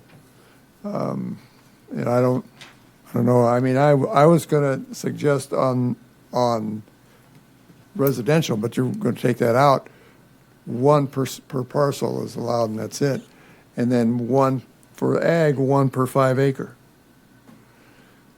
So, Yeah, it's gonna have to be, I mean, maybe it's gonna be something that has a little bit of limit to it, but, I mean, if you've got somebody out on a quarter of land and they're gonna put 10 Connex containers out there, I don't know why we would care. So maybe the per acreage maybe thing, maybe that makes sense. So if you have your 10 acres, you can have 2. And you're in ag. I don't know, that would be 2 per 10 acres as your smallest ag acreage. That means you could have 2 unless maybe it's 1. I don't know. Or is it 1 per 10 acres? Maybe it's 1 per 5 acres. I don't know. Any thoughts on that? well, 40 acres would be 8 of them allowed. That's a lot. I know typically from what I've heard is the complaints come when they're unsightly containers, because there's some of these containers are painted up, they're really nice, they don't look, unsightly. It seems like people are a little more okay with them at that point. When you get the old rusted ones that are all, not looking good, then it typically, people are like, oh gosh, that looks terrible. But then again, that's your land, you can do with what you want. So, Commissioner Small, I got 4 of them, yeah. and they're On all how- on how- tan one trippers. On how But- many acres? Well, I mean, that's an 80-acre patch. Yeah, but, exactly, yeah, depends on how you split it up. yeah. So I'm not an advocate of the multicolored ones, but like I said, I got 4 of the tan one trip ones. They're, come over the first time, they're tan, they're nice. They're in good condition, yeah. Yep. So I'm not against portable storage containers. I don't know how you can make it, you know, the ugly ones that, but I don't know. It's typically when the ones that people complain about are the unsightly ones. But do we want to put a per acreage on here in ag, or just leave it? Yeah, Commissioner Streifel. My neighbor has multiple containers, but they're in the back of his property, behind a row of trees. Nobody can see them. Nobody cares. I don't have a problem with them. Okay.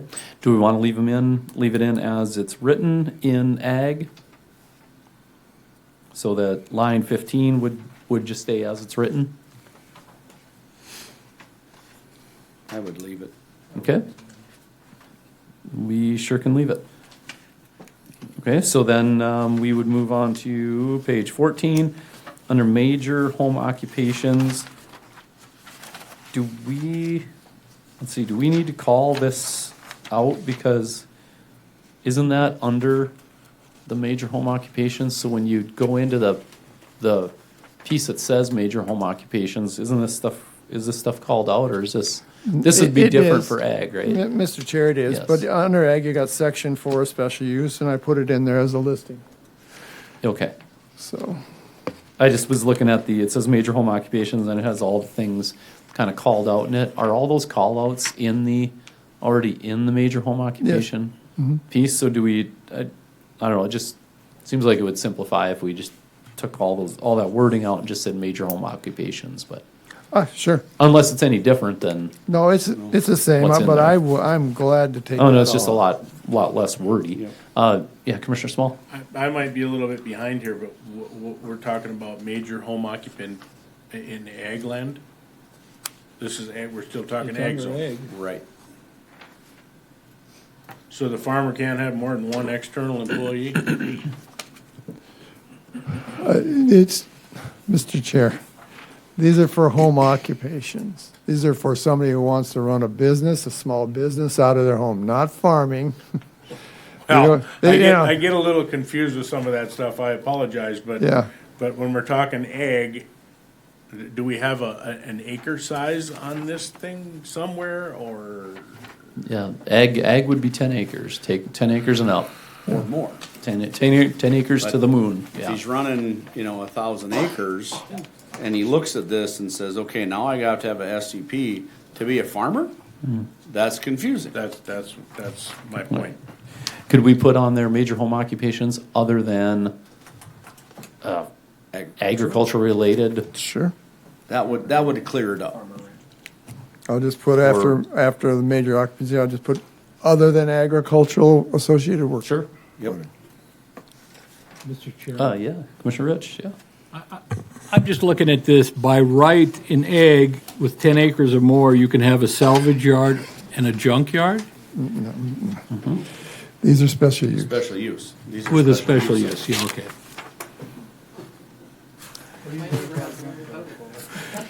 Some of them look like they got junk yards. Yeah, and I think, and I believe salvage yard or junkyard means you are making an income off of that. Not that my stuff looks like a junkyard. Sell one part every month. Yeah. But if you'd like to take anything out of here, you sure can. It's this is the time to modify. So Well, I just remember somebody years ago that had all this junk on his lot, and there were ordinances against having all this junk, and he said, took him to court, and he said, that's not junk, that's inventory. And he was selling a little bit here, selling a little bit there, and it's just, all this junk is inventory. I'm going to use that one. So that's always it's always kind of an interesting topic on having junk or maybe unsightly things on your property. Is that some of us have a lot of it, but some of us are better at hiding it. Like you said, Commissioner Streifel, is that if you're going to take these things and you put them behind a tree row and no one can see it from the road, nobody's probably gonna say anything, but if you set it all out by the road, you might get some complaints, so. But again, it's still your property, and you can do with it what you feel. So moving, and that's it in ag, right? So we are now to Article 12, R1, page 17. Yeah, page 18 is the first change for hens and coops. We haven't changed anything on this. No roosters allowed, and you can have no more than 10 chickens. And this is in, just for everybody's reference, this is R1, it's not ag. So, in those rural residential lots, 10 chickens, no roosters. Portable storage containers. Yeah. So we've got, so I guess I'll just work down here. So private storage units, what would be considered a private storage unit? That is That's like on a that's base. further discussion. We had this discussion last time Okay. on shop condos. Yep, so private that's- storage units. Yeah, allowed with a special use, but we can talk about that later if you want, Okay. because we have that same thing in industrial, and I could talk about it then. So are private storage units in R1, are we okay with that? And I assume a private storage unit means it's got a cement foundation, it's more like If you guys want to talk about it now, I like an can. outbuilding, right? Do you want me to talk about shop condos now? Well, is this referring to shop condos? It is. Okay. I can certainly bring it up.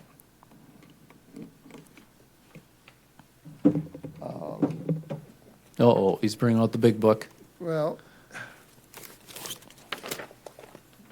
But yes, I would agree that number Yeah. number 16, is everyone okay with striking number 16 out of R1? That is portable storage containers are not allowed in R1. Okay. Marley, you got that one? Number 16 under section 2.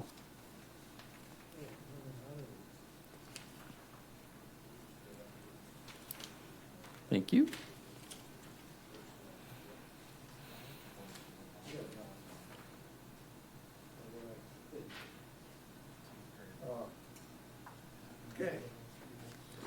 Personal flex.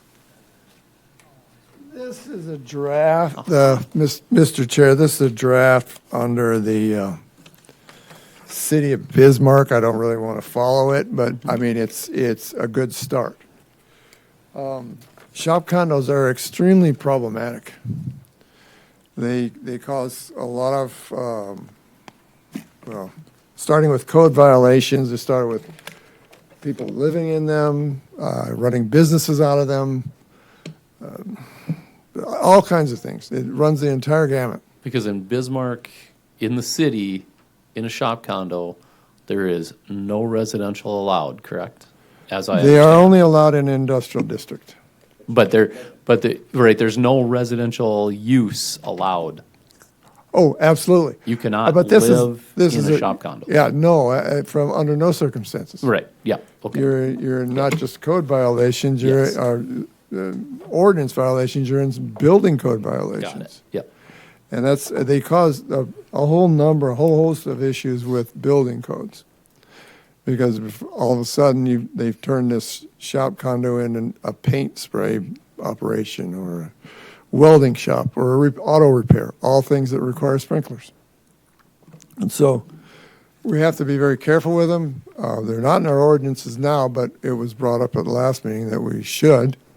And I agree that we would confine them to industrial, not commercial, but industrial, and then also consider this residential use, which is the big thing on that is the highlighted introduction of definitions.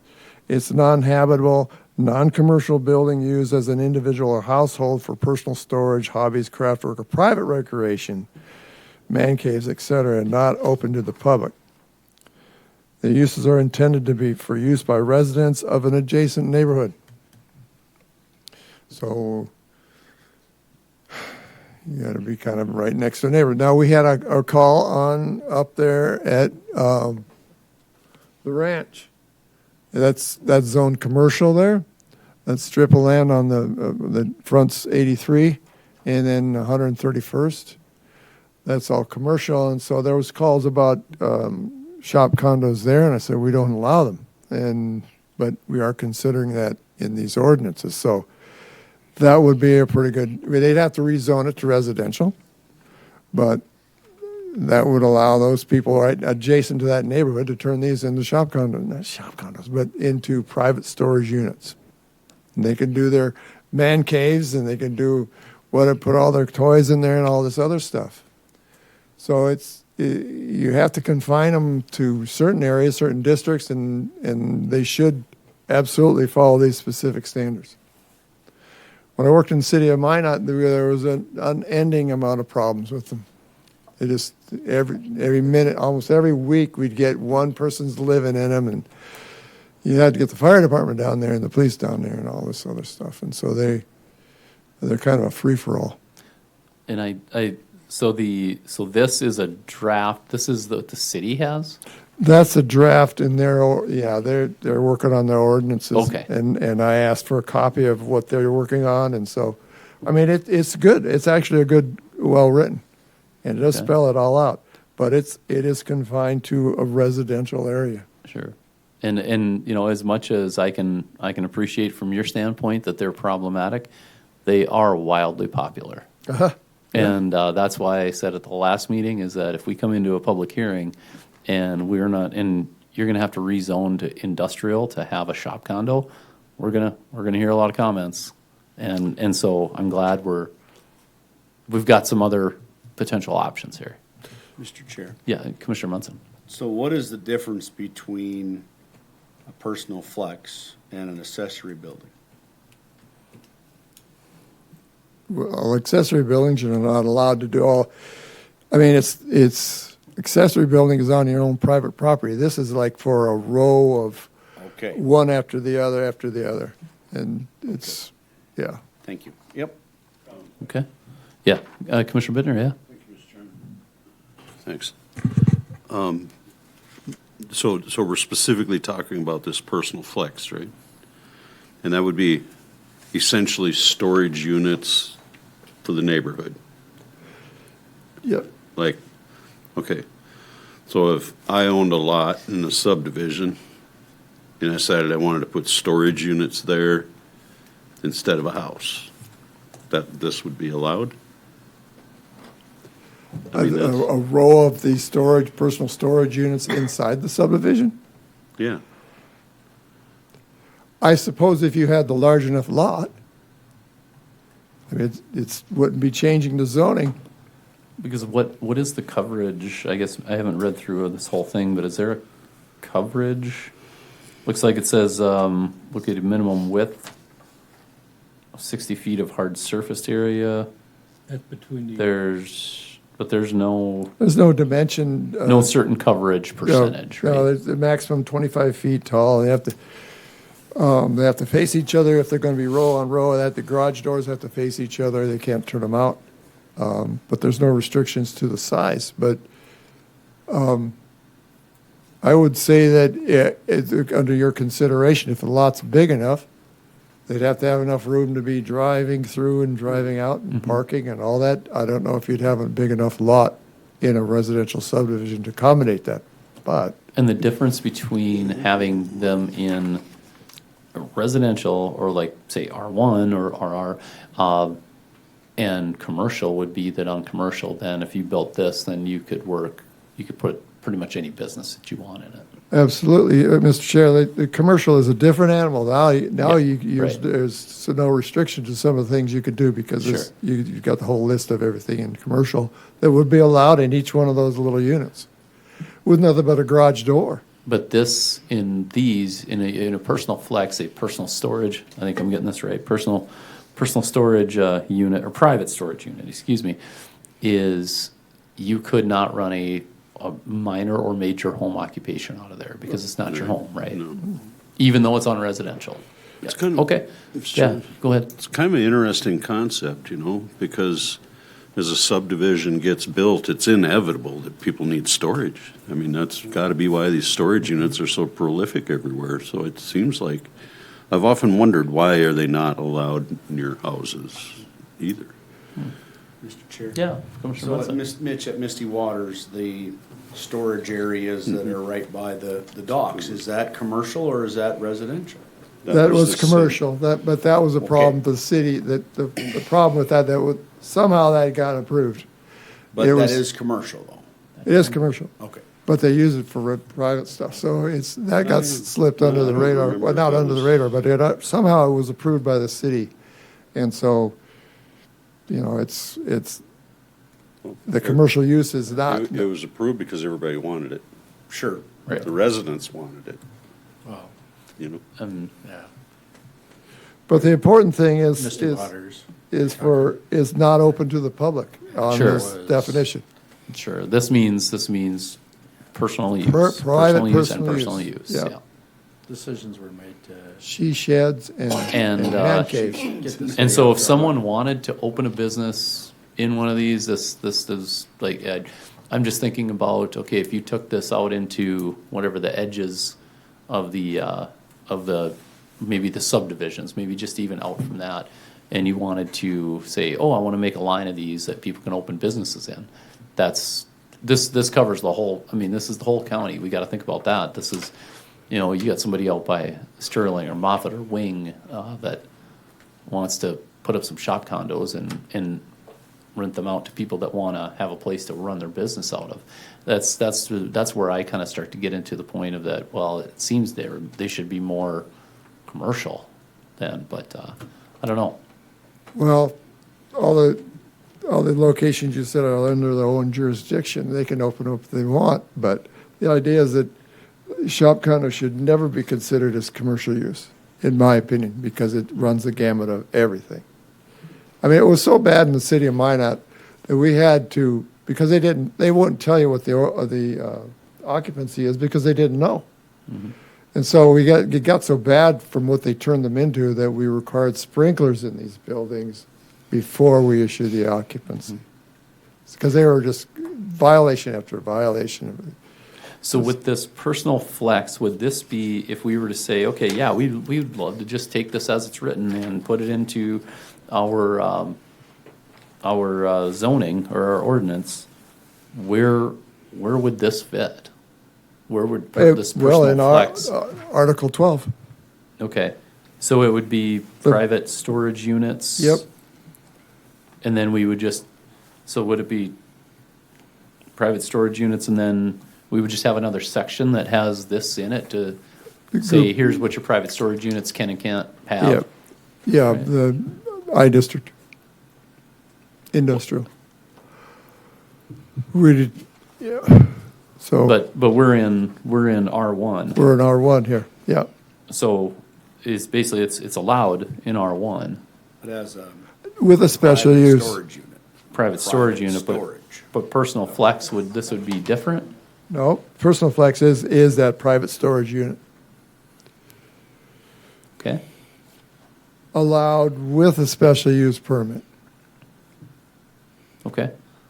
So there's some complexities here because it has to be adjacent to subdivision. It has to have enough room and roads and area to build. Yeah. Can't just throw one up in the middle of the lot and call it, I mean, that would basically be an accessory building then. Yeah. So So- where would all the specific standards and things like that, where would those go? If we said, okay, private storage unit, and then said this is, maybe it's not personal flex, but it's private storage unit, call it. And then here's the definition, here's the specific standards. Does that just then go down farther into It would be Article 3, Article 3? Okay. yeah. Under high def. Yeah, so, Commissioner Conley, yeah.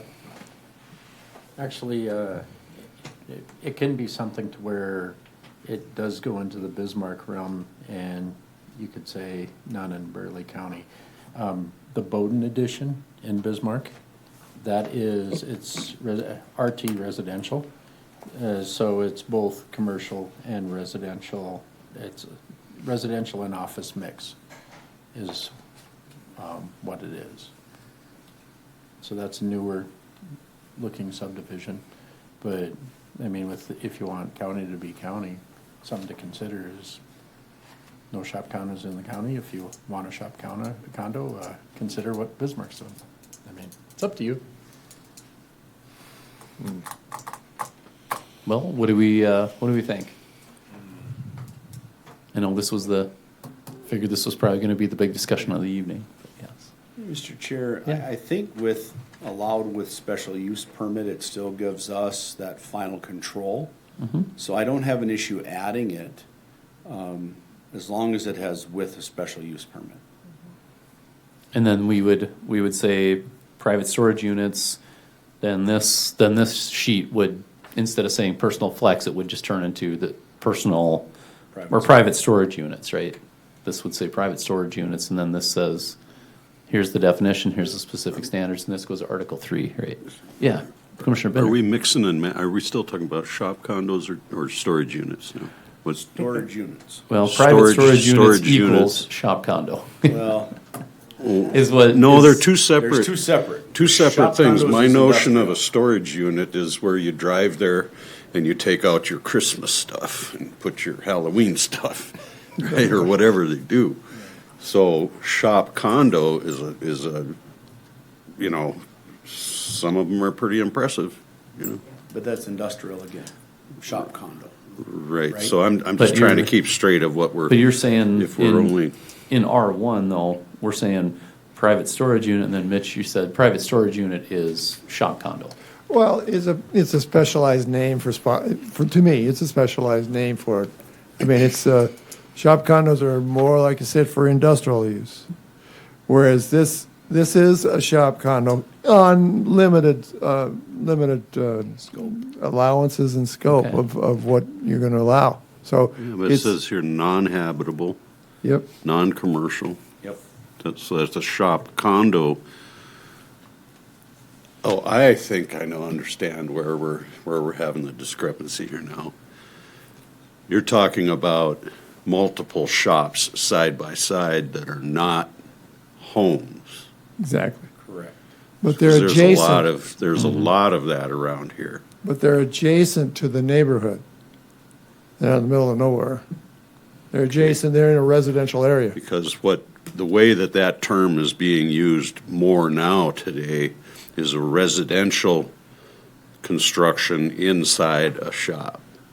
You know, like people are building, call them a house, or, a shop condo is not just a business-related kind of use anymore. They're actually doing residential structures that happen to have a big shop attached to it.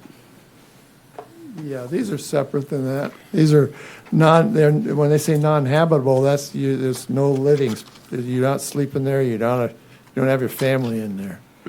Yeah, this is, you can have bathrooms, you can have water, whatever. You can have a bathroom there, but the idea is that it's not for sleeping because you don't want people sleeping in these units. Seems like maybe we need a little better definition of what exactly we're talking about when we're talking shop condo versus a shop that has a home inside of it. Yep. Right. Because I see a lot of plans, every day I'm seeing plans coming up on my internet stuff. Mr. Chair, and that's why I Yep. like the private storage unit label, Yep. because it's not a shop condo. This Right. is a private storage. Like you said, bringing my Christmas stuff over, taking my Easter stuff out, it is storage. Right. But it's in a residential area and it's not on your home property. It's not attached. It's not an accessory dwelling at your place of residence. And then the private storage unit would, all these specific standards would then apply to the private storage units For residential. in R1. Yeah, in R1. R1, yeah. Okay. Yeah. When you get into the I district, the industrial, then that's a whole different ball Okay. wax there. Got it. We're gonna have to do a different definition of that, because that could be anything from welding to, creating fireworks. Right. But then again, you're into those problems that are associated with shop condos. But for this, we're in residential and it's a private storage. Yes. unit. And then, so we're okay with Mitch leaving the private storage units in there, and then adding to, is it Article 3, am I getting that one right? Of taking this personal flex one from the draft from the city, and using that as the definition and specific standards of the private storage units? Yep. Okay? Number 13, again, we can get rid of all the definition of a home occupation And minor. just say home occupation minor, or minor home occupation. And then remove 16. And 16 goes, yep. Yep. In 16 R1, go? Okay. yep. Yep. Okey doke. Yeah, Commissioner Streifel. Yeah. When I lived on 7 acres prior to moving to where I'm at now, I had one too many horses until the age of the horse was considered. Is that anywhere in our, because horses aren't horses in the county until they're 6 months, older than 6 months old. So I think I had 4 horses and 4 adult horses and 2 babies. And I don't have my definitions here.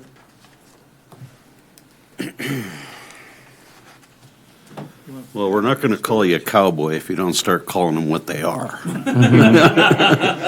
So on If you're talking 9 a horse, a filly, a foal, I'm sorry, I'm just Are you giving you talking grief. are you talking paragraph 9? I'm used to it. Paragraph 9, page 18, Yeah. right, is what you were referring to? in one of these?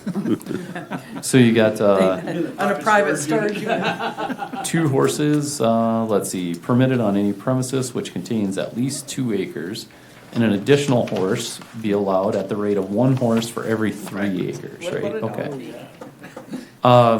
Page 18, item 9. Yeah, there's no age on it. There isn't. Okay. Are we good with that rate? On Rate of section horse 9? ownership? Yeah. For section 9? Yeah, That hasn't been a problem in the past. okay. I mean, it's, yeah, it's been pretty cut and dry. Okay. I don't think there's anybody out there counting horses. So it doesn't matter age, doesn't matter If it's a foal or a full grown? or full grown, Walks not, like a horse and looks like a horse, it is a horse. Okay. All right, well, good to know. And I think, is that the last, last one in R1, yeah, right? Or last modification, I should say. Okay, so now on to R2. Looks like we just added minor home occupations as permitted uses, and I think we're okay with that. and on page 23, childcare and major home occupancies under special use. Okay, special use for childcare and major, yep. Which makes sense, that tracks. Anything to bring up in R2? With those modifications, okay, seeing none, we'll move on to R5. Bottom of page 24 is as defined but not limited to. And then I had to change the sections because they changed, then we had the development standards. Nothing here was changed from last time. Except for,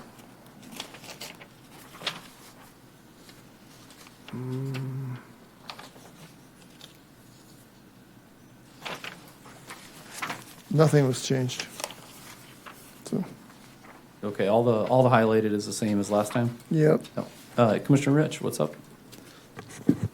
Well, my only concern is when it regards to the manufactured homes and mobile home park restrictions is these parks are gonna have all kinds of restrictions on their residents already. I mean, if you're gonna be in a mobile home park, you're not gonna be able to do very much. So under section 4, it says, no business shall be conducted in any mobile home park. And I'm just wondering, I mean, a kid can't put up a lemonade stand, a guy can't act as a gunsmith in his mobile home and somebody bring by a gun once in a while, or maybe we keep seeing this seamstress or whatever. And let's be fair, the people living in mobile home parks, of all people, probably need a little side gig to make a buck or two. So I'm just a little concerned that we have absolutely no business shall be conducted in any mobile home park. Other than home occupations. So it's a little confusing because it Where's says. the home occupation It says part? number 2 in section 3, under number 2, it says home occupations are okay. As defined but not limited to, and it has the 5 Oh, yeah. things there, but then in section 4, the next section, it says no business shall be conducted It in just any seems mobile home park. confusing to So me.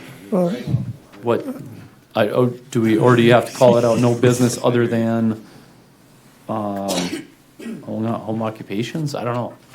Seems that's under- contradictory, but, Commissioner Conley. So do yeah. we have a distinction between manufactured and mobile home? Because that's manufactured where you can do the home occupations. And under mobile home, no business.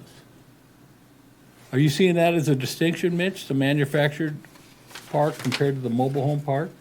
Manufactured district, home district? Well, It's all in one. it's all in, yeah, it's all in Article 5, but, or R5, but the idea is when we're talking about mobile homes, they're within a mobile home park. Right.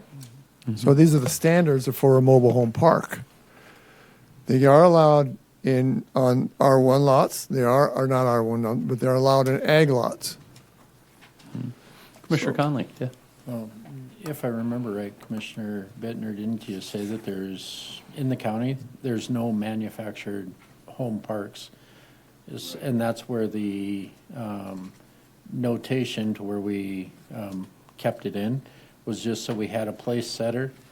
So, because we're taking on a whole different type of thing that's not currently, you don't have anything zoned that right now. Well, I should clarify. We didn't have any mobile home parks or manufactured home parks when the city had the ETA jurisdiction. But now that the jurisdiction has reverted to the county, we do have a mobile home, manufactured home subdivision right near me, actually. I know there's one there. Okay. And I'm not sure if there's others, but I do know of one. So, and the neighborhood didn't want it, but the city approved it, you know. Well, to be fair, there's a real problem with affordable housing, and some of these manufactured homes are affordable for some people, you know. So we got to figure out a place for somewhere.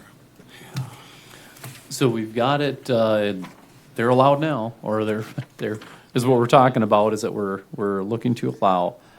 Anything in the verbiage that needs to change? Well, my question to Mitch. But you're or right, with the businesses, right? Whoever is, if we allow home occupations in manufactured home district, but we prohibit them with mobile home parks? Is that, do No, I they're understand that allowed. right? The home occupancy, Yeah. they're allowed. Home occupations, but then in section 4, it says no business shall be conducted. Top of page 25. Top of Yeah, 25. in section 4, the new section 4, I would say just strike that. old section 9. Chairman Agnew. Yes. We could also, just to make it easier, is go in and change mobile home park to manufactured home park, because that's kind of the politically correct way.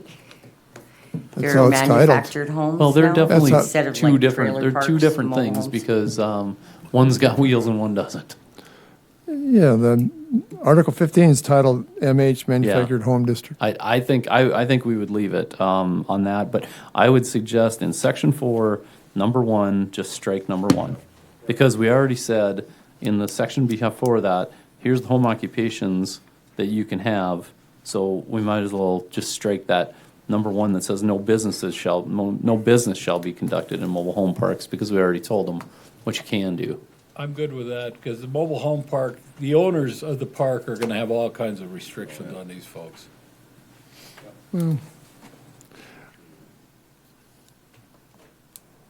Or, maybe instead of striking it, we say no business shall be conducted in any mobile home park except for home occupations, just referring back to that one. And then that puts a limit on it, but that kind of seems redundant. Yeah. So let's just strike number 1 under section 4.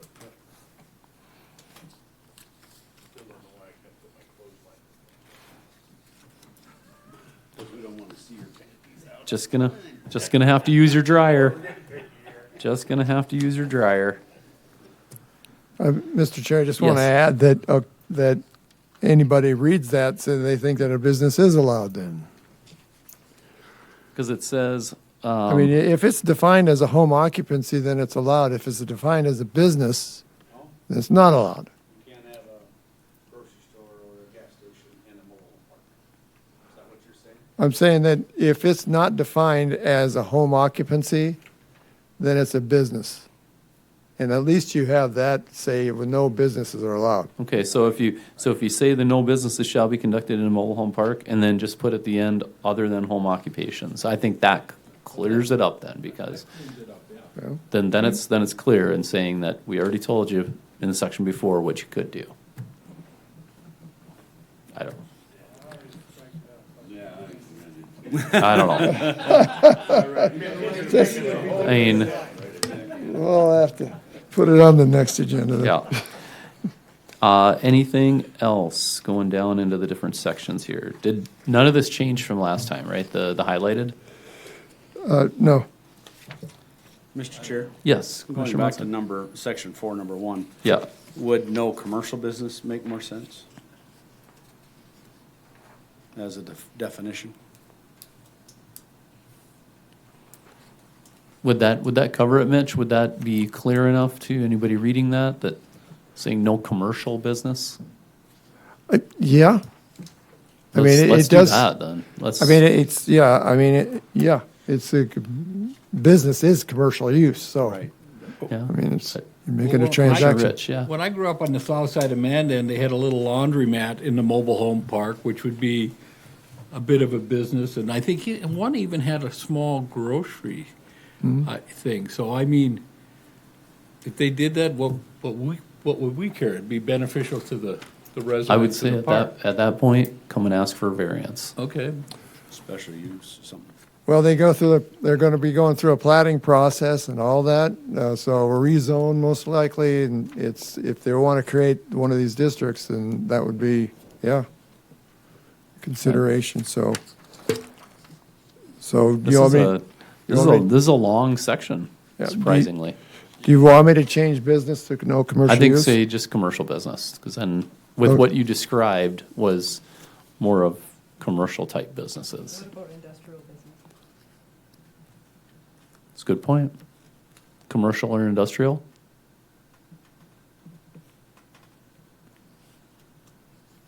Yeah?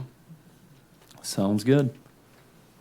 So these, so community storage buildings underneath the mobile and manufactured home.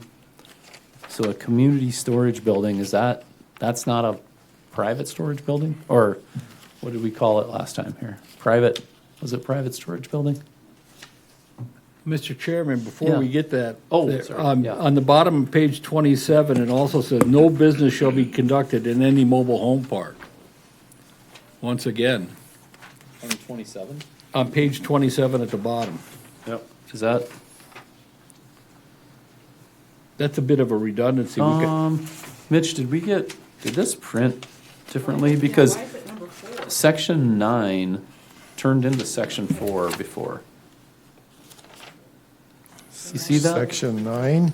You see that section, what used to be section 9, it's now section 4. But section is now section 4. Which page are you on? But if on Bottom of 27. 25, you've got 25 and 27. section 9 that now became section 4, but if you go over to page 27, Yeah. there's a section 9 there. You know, I thi- that whole I thing think at the it's- bottom of page 27 where it says section 9, this needs to be crossed off. I think Yeah, that I think needs it to be just got gone. duplicated. Yeah, that duplicated. Yeah, so on page 27 and 28, you've got section 9 that says mobile home park restrictions. I think section 9, that restrictions, and then it jumps right to number 4, says no business, and then it jumps to number 5 and says existing mobile home parks shall not. There's No, but those need to come out of there, because those are in section 4 now. If you Right. look back on page 25. It's like it, It just got, Section 10 becomes section 9, and section 11 becomes section 10. well, no, wait a minute. So section 10 also is now section 5.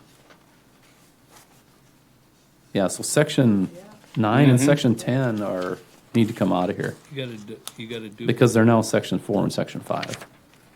Those just need to go on page 27 and 28. Bottom of 27, top of 28. But then where's 9? 9 is now section 4. So but 9 is. Well, okay, so but- we just- Who's on first? Yeah, exactly. That's what it's starting I to don't feel. follow that's you what it's there, starting to Dennis. feel like. I mean, we start Yeah. on section 3, it goes to section 4, 5, 6, 7, Yep. 8. And when you get to 9 and 10, Right there's- those are actually now section 4 and 5. Maybe It's because 7 exactly got the same. crossed out. Yeah. Maybe because 7 got crossed out. Yeah, so section 9 needs to go and section 10 needs to go, because those are already section 4 and 5 now. The new section 4 and 5. New and improved. And then I think it's square after that.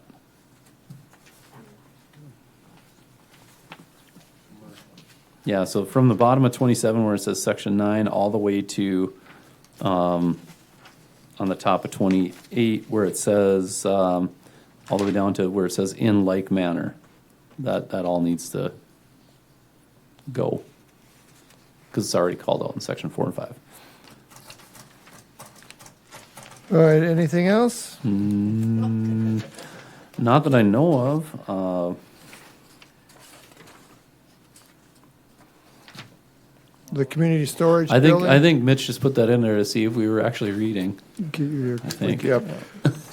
So okay with this community storage building? So the community storage buildings, is that, that is, 29. that's different than the private, There you go. the private storage buildings that we just talked about? Or is that going to be, have similar requirements? I mean, to me, it's fine to have them different because they're in different zoning areas. Yeah, they're defined differently. One is an R1, one is in the R5, the mobile homes. So they're two different uses, totally different uses. Okay, And the only thing this is there for is when they create these mobile home parks. And if they do put a community storage building, and it just has to meet these items. sure. Okay, anything else in mobile home and manufactured home district? Okay, we get to move on to commercial. Okay, here's, we And it got looks the like buffer yards. buffer yards in here.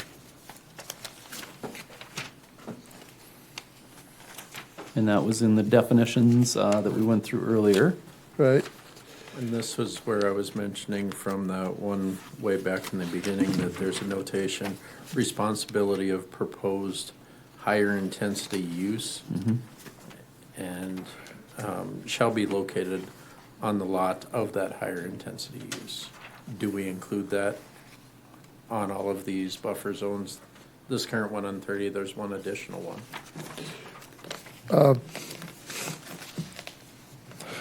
Is it the one with the higher intensity, they're responsible for the buffer?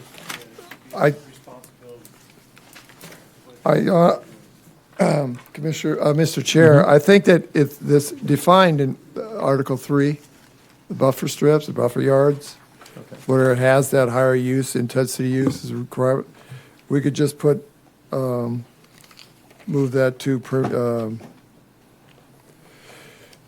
it's got to be a requirement for commercial districts, so I'm going to have to figure out where as a requirement, not just a use permitted, but as a requirement, buffer yards would be required in C districts, so. I think we take the definitions of it out and just leave that in just Article 3. Sure. Okay. Okay. Looks like we've got portable storage containers on commercial. We're okay with that?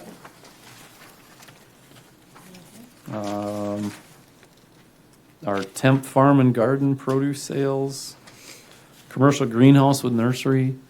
Just so if we would adopt this, how does that affect the, I mean, maybe it doesn't, I guess. If someone wants to do PUD, they sure can.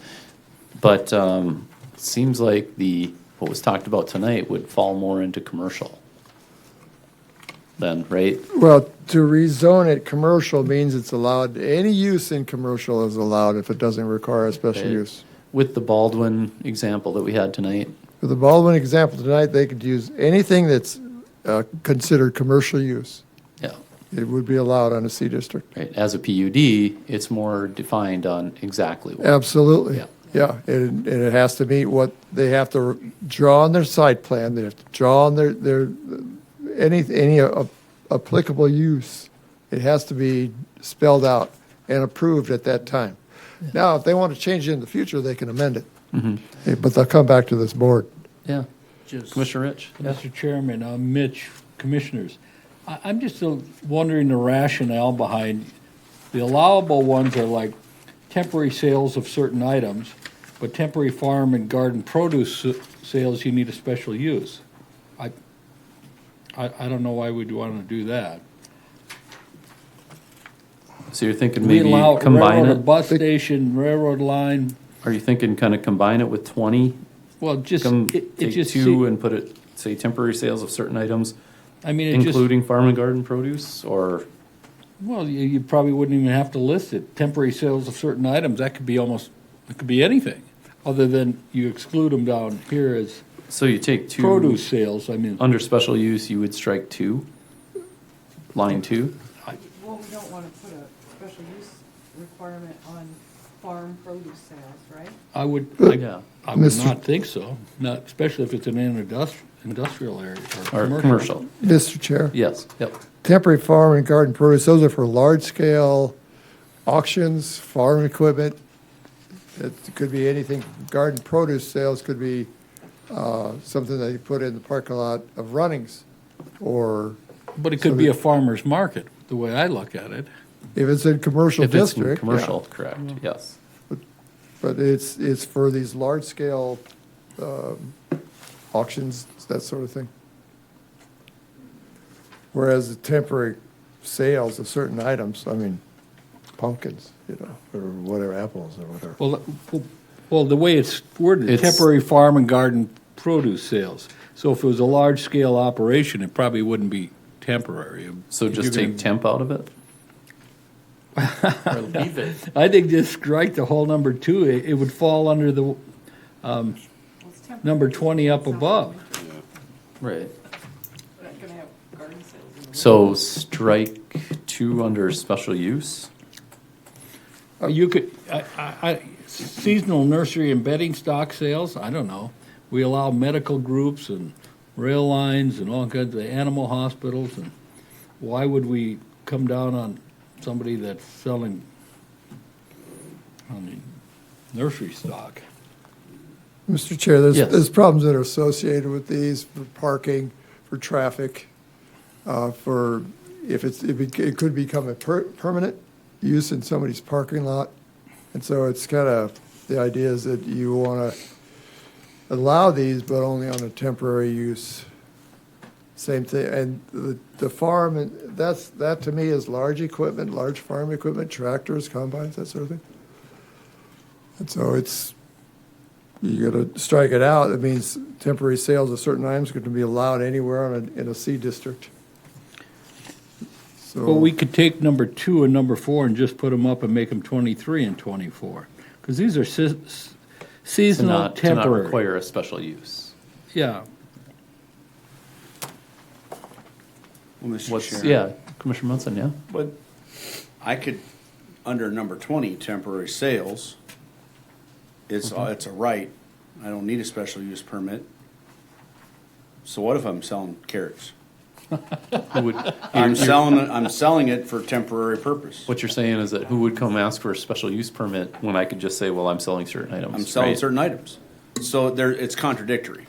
So Yeah. 20 should either be out, because anybody can claim it's just a temporary sale, and it's a right. But if we want a special use permit, then we probably should get rid of 20. I would be in favor of that.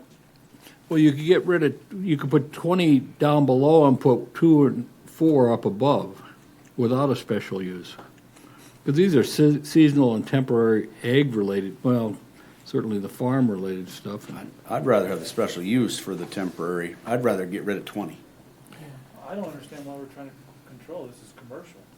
What's that? This is commercial zone area. Right. So With- you this can is sell within whatever the hell commercial, you yeah. wanna sell, Right? Right, I would Why are think. you trying to control it? Well, good question. Commercial 'Cause is it's not temporary. residential, It's not It's not ag. commercial, it's what Yeah. you have commercial for. Right. But it's temporary. They could get by with a lot of things if it's temporary. They don't have to worry about parking, they don't have to worry about cars, traffic, buildings. They don't have to I worry guess the about- other thing that I would say is that if we're gonna keep 20, then get rid of 19, because is a Christmas tree is a, I mean, a certain item. I mean, I don't know why, if you're just gonna say certain items, then just Wide let's get open. rid of all these Right. specifications of Either be Christmas trees, specific garden or leave it produce, wide open. or, yeah. If we keep 20, we can scratch 19, 2 and 4 down below all. But I agree with Commissioner Jarrett. Like, if you're in a commercial area, you're gonna have parking. Yeah, but these temporary things are taking up your parking space. But just temporarily. Like if we decided to have a farmer's market outside a commercial business for the weekend.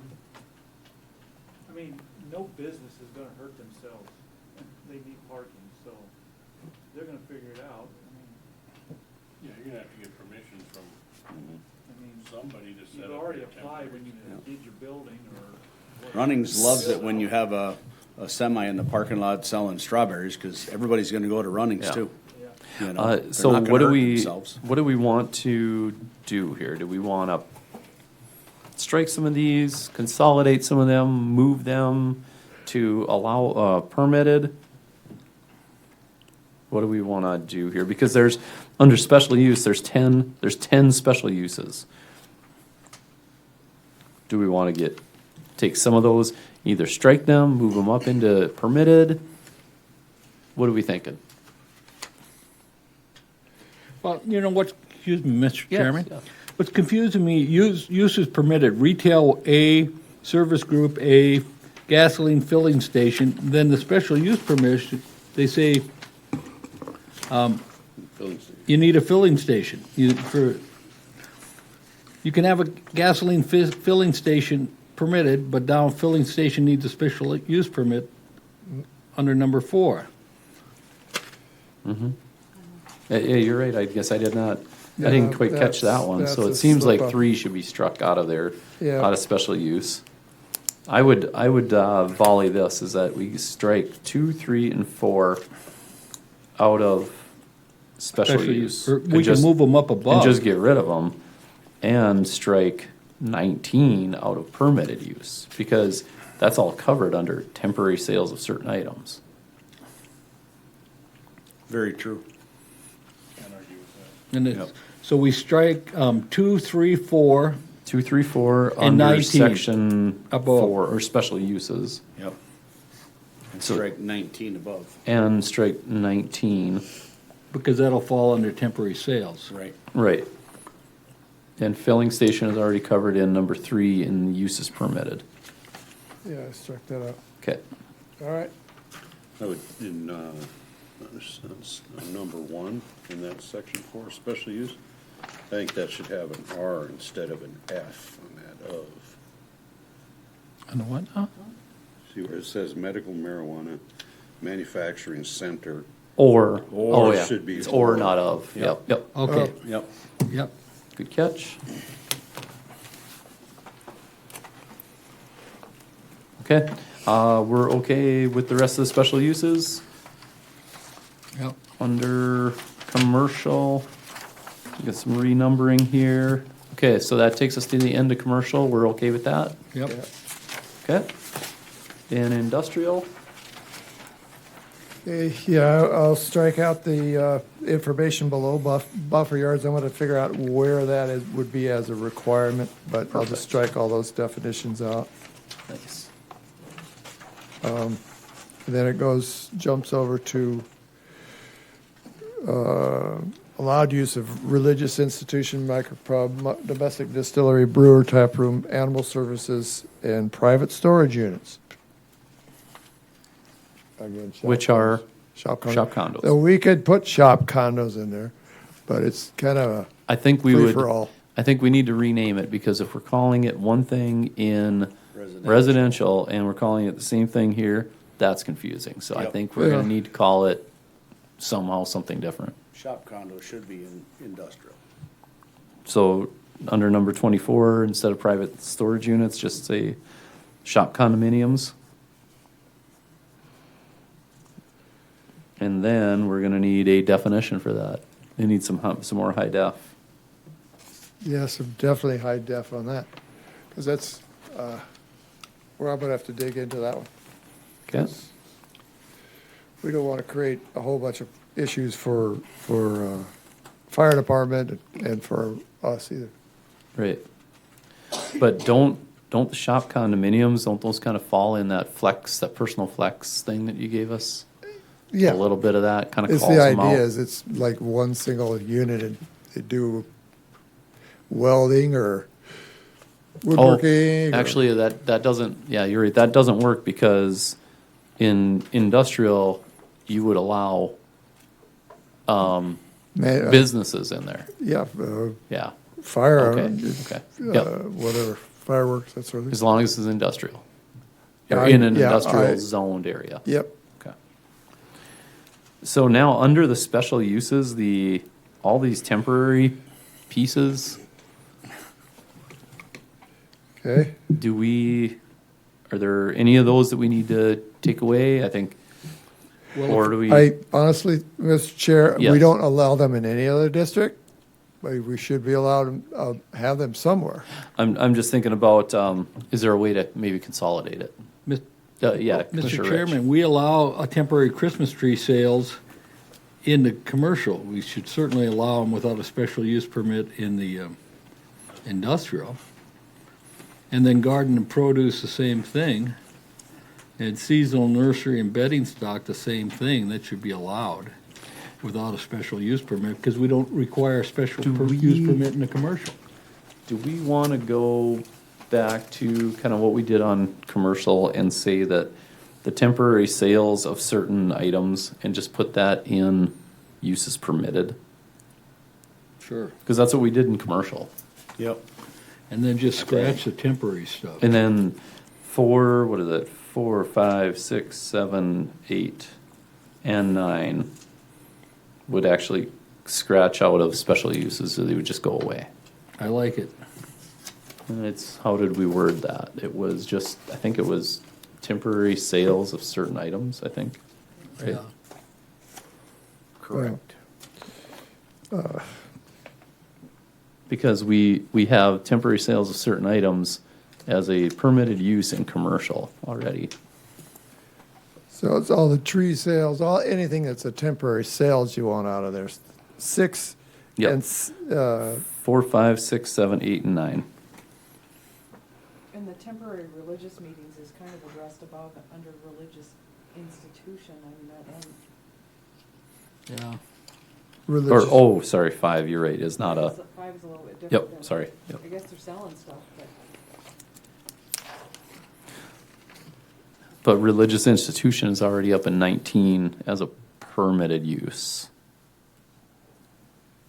I don't understand why you'd want a temporary, or want to get a special use permit for a temporary religious meeting.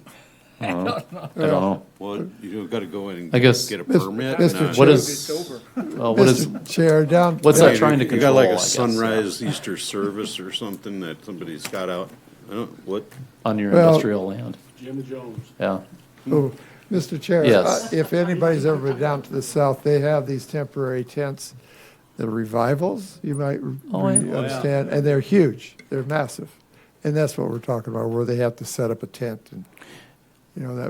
How would that be different than the number 19, with religious institution? That's wanna- an I wanna actual draw the- building. That's an okay. actual building and Okay. structure. Okay, so leave number 5 in. I got a little carried away in my striking here. Yes, so number 5, obviously renumber it, but under special uses, leave that in. And I would recommend circus and fair. Yep, that Yep, would be a okay. special use. Leave that one in, Yep. special use. And What about the fireworks? Because that, I don't see that anywhere up above. Well, it would be, Under say, certain items. temporary sales of certain items.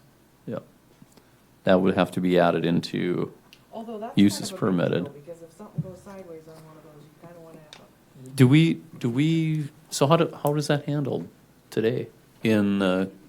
Because they've been in the ETA, right? yeah, Was it a special use to set up a tent that sells?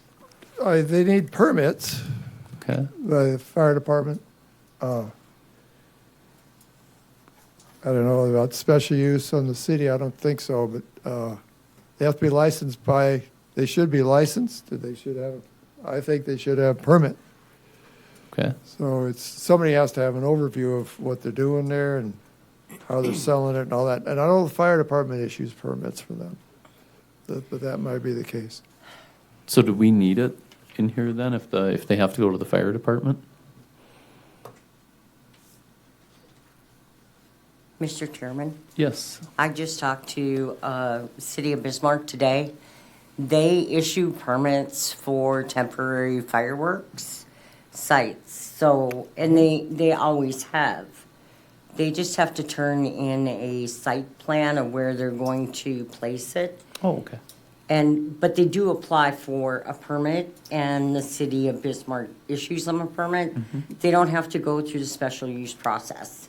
They just apply for a permit, and a lot of, with the City of Lincoln, for them, they need a temporary structure permit from us for fireworks before they'll approve fireworks sales on a Because certain property. that's the way. We've done that. And that's the way it was when it was the ETA, so now And now, the yeah, city is we've probably got, not gonna grant any because you No. can't sell fireworks in the city. No, it got in there, and, yeah, it should be a purview of zoning. It should be more restricted to, if it's a temporary building, then they come to us. Definitely they go to the fire department for their permit use. Okay, so keep number 8 under special uses. Everybody okay with that? Temporary fireworks sales Mr. Chair? Yes. So we're talking industrial, in industrial, correct. okay?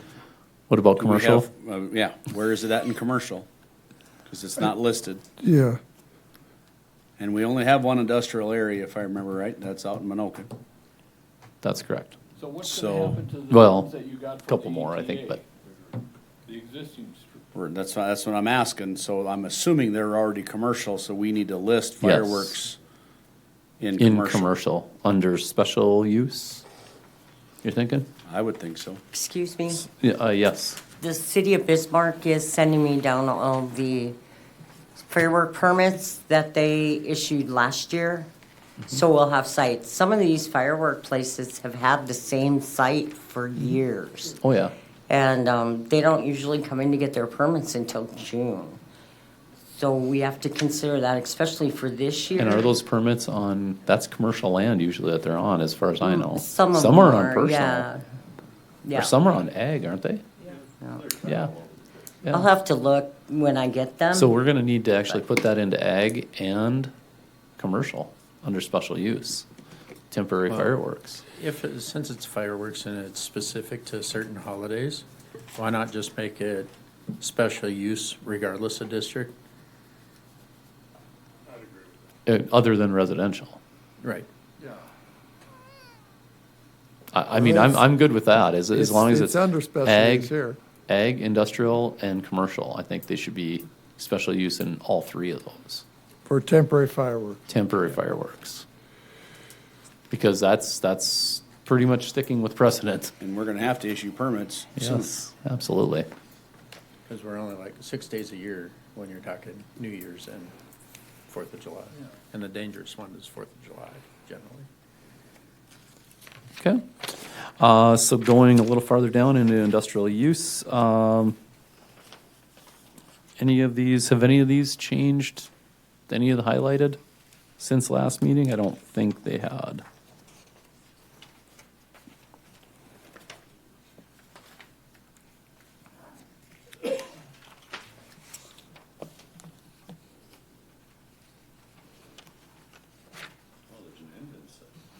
Well, we're getting there. We're getting there. On page 39, something just kind of jumped out at me. Soap manufacture. Well, there's a host of things you can manufacture, so I'm just curious why we would list soap in particular. Maybe because that was an animal byproduct Well, at and one this, time? that's under the, no closer than 500 feet from any zone. Okay, yeah. And then this one, let's see, the one before that is just manufacturing, compounding, processing for the following materials. Well, and depending on the chemicals, they're gonna come with other regulations.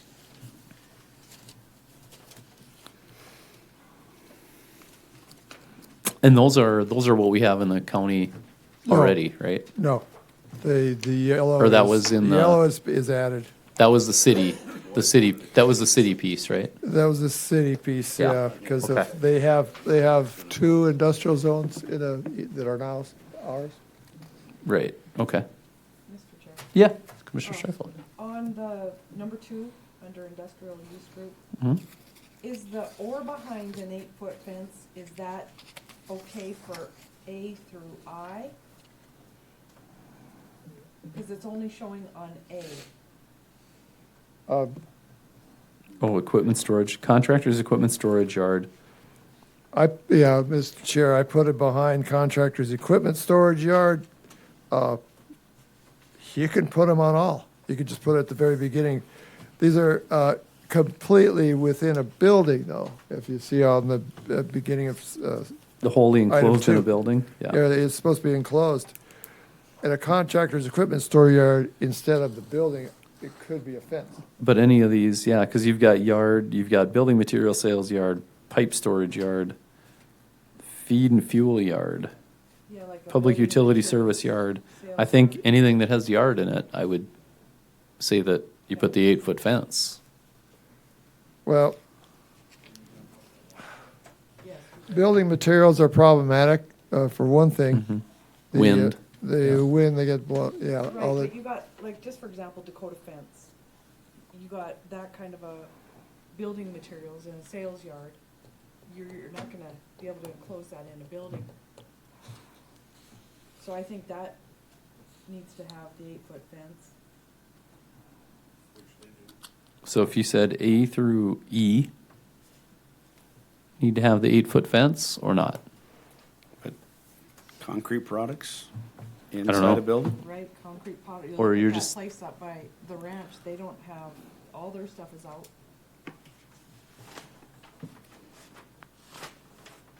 Petroleum bulk storage is not gonna be in a building? The intent is to keep this stuff inside a building so you don't have to look at it. But some of this is not, it's just not gonna happen. Is what's not gonna happen. Like concrete products, we already have a company north, up by the ranch. Yep, that- yep, their the stuff is not granite gonna- core, or whatever it is called.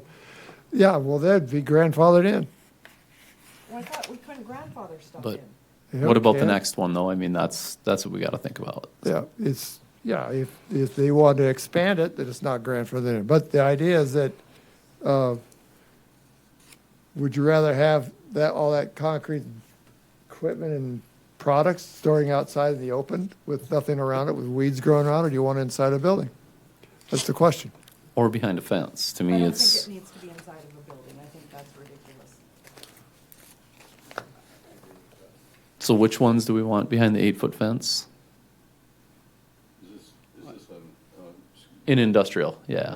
Why can't we just say- Can't see through or something? Is that, But I think if you take the, talking you know, about chain link? yeah. We'd have to call that out if we wanted to. Number 2 says the following uses when conducted wholly within a completed enclosed building or behind an 8-foot fence is how I would think it should read for Yeah. all A through I, Right, and it's only called out just for A. just for A. Yeah. Well, because Yeah. But if you've got a chain link fence that's 8 feet tall, what did you accomplish?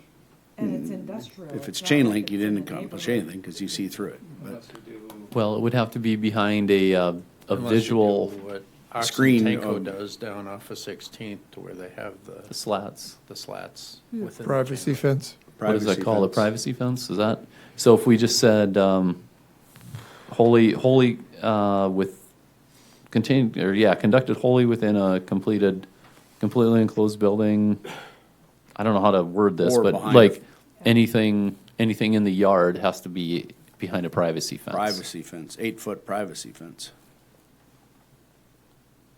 I don't know how to wordsmith that, but did- we're only you could calling just- it out for one, but, You could just put a completely enclosed building or behind an 8-foot privacy fence. Yep, that's what I was suggesting. Okay. For all of it. and then just move that up onto line 2 instead of A, Yeah. right? And then make sure it's privacy fence, so 8-foot privacy fence, so it's visual. Yeah. Okay, anything else? Yeah, Commissioner Bittner, yeah. Who has a jurisdiction now, right across from the rural fire department? That, I believe, is us. The old rural fire department on Highway 10. So straight across. Where from that the face of the Snordom's, street. is it Snordom's landscaping kind of Yeah, right there? this side of Snordom's, Yeah. yeah. 'Cause that's the State Historical Society and Snordom's, and then a couple of houses. I know what you're talking about, yeah. Okay, well, there's some guys are storing some building materials there that are just kind of blowing around all over the place. And I'm concerned that it's gonna blow around and get into other people's property and whatnot. So that's why I'm asking who's got jurisdiction on it. I think that's county. That's county, for sure. Well, that's, I wanted to confirm Annexed that into the because. city? Well, yeah, it's annexed into the city, it's part of the city. Below that, there's a couple of neighborhoods closer to the city, they're ours, it just kind of jumps around. But the bordering Highway 10 is in the city. Really? I thought the city was at 52nd. City limits, yeah, okay, well, Highway 10, I think all the way out to 52nd has been annexed into the city. okay, because we had already 66, talked yeah. to Bismarck inspections about that. I wonder if one of you gentlemen can follow up with the right people on that. 'Cause Public It's- health, there's a guy at public health and. Anton, He's the guy that generally deals with that yeah, sort of 'cause stuff. it's, you drive by and it's like, Mess. yeah, it's a mess. And we're, like on our job sites, we always secure stuff so it doesn't blow around, you know. I can make that call, because actually there's a couple others I should probably follow up with him on, All right. But that stuff he's got, And then- that's just. because we got warrants out for a couple of them. Yeah, It's like scrap. yeah, it's, right, yeah. And it's starting to be all jumbled. All right, do we have any other Flying. business? Yeah, yeah. I got one more question. Who does building permits in Lincoln? We do. Who? Okay, we're gonna have to talk about that, because my son just told me that Burleigh County told him that we don't do building permits for Lincoln for a deck. No. I wouldn't. Need a building for what? Building permit for a deck. Remember I talked to you about a deck? Yeah, we issue them there in the city. Yeah, he I needs just a issued one today. Okay, because he's getting real frustrated, because he was told that he needed to talk to the city of Lincoln, and he's calling everybody at Lincoln, and nobody returns his call or anything. And Yeah. I'm sitting there thinking, We'll have them call, we do it. okay, Is his deck Just in the tell him to front or build the back of deck. the house? in the front. In the front They decks, have to go through the city of Lincoln Yeah. to approve the front yard deck because of the setbacks they have. The- Backyard decks, you don't need to go through the city of Lincoln. Front yards, you do.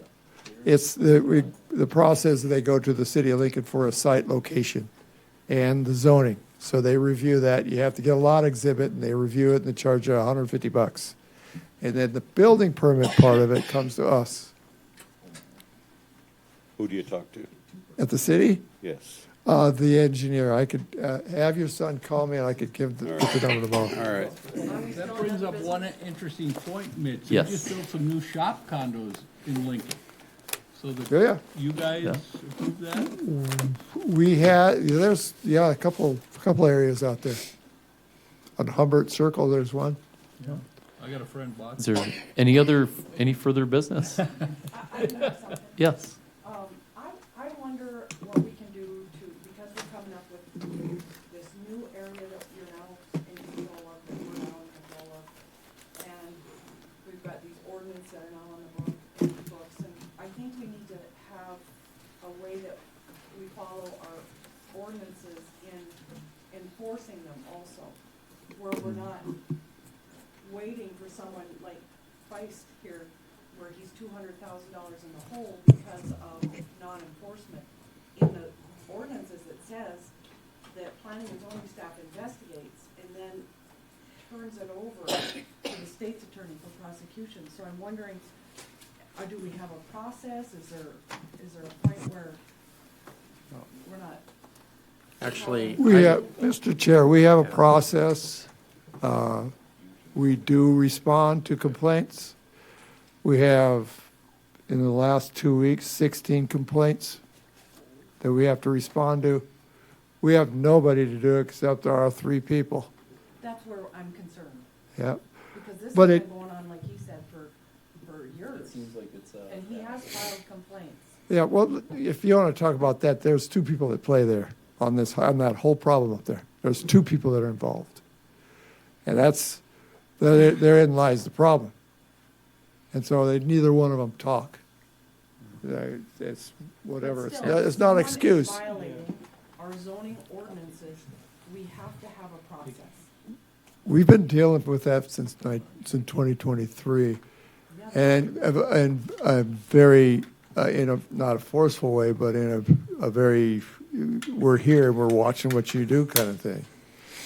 And tomorrow, there'll be another notice to owner sent to them, or given to them, hand delivered. So we are dealing with that on a case-by-case basis and as fast as best as we can. Imperial Valley, they just go right around in that neighborhood and take pictures of almost every lot in that neighborhood, in that subdivision. There's something wrong. So it's kind of, So is planning and zoning gonna need some additional staff? Is there something that needs to be done? Because we have a planner coming on in June. We hope to budget for a permit tech this year to help with the amount of building permits, because we're going to easily double them.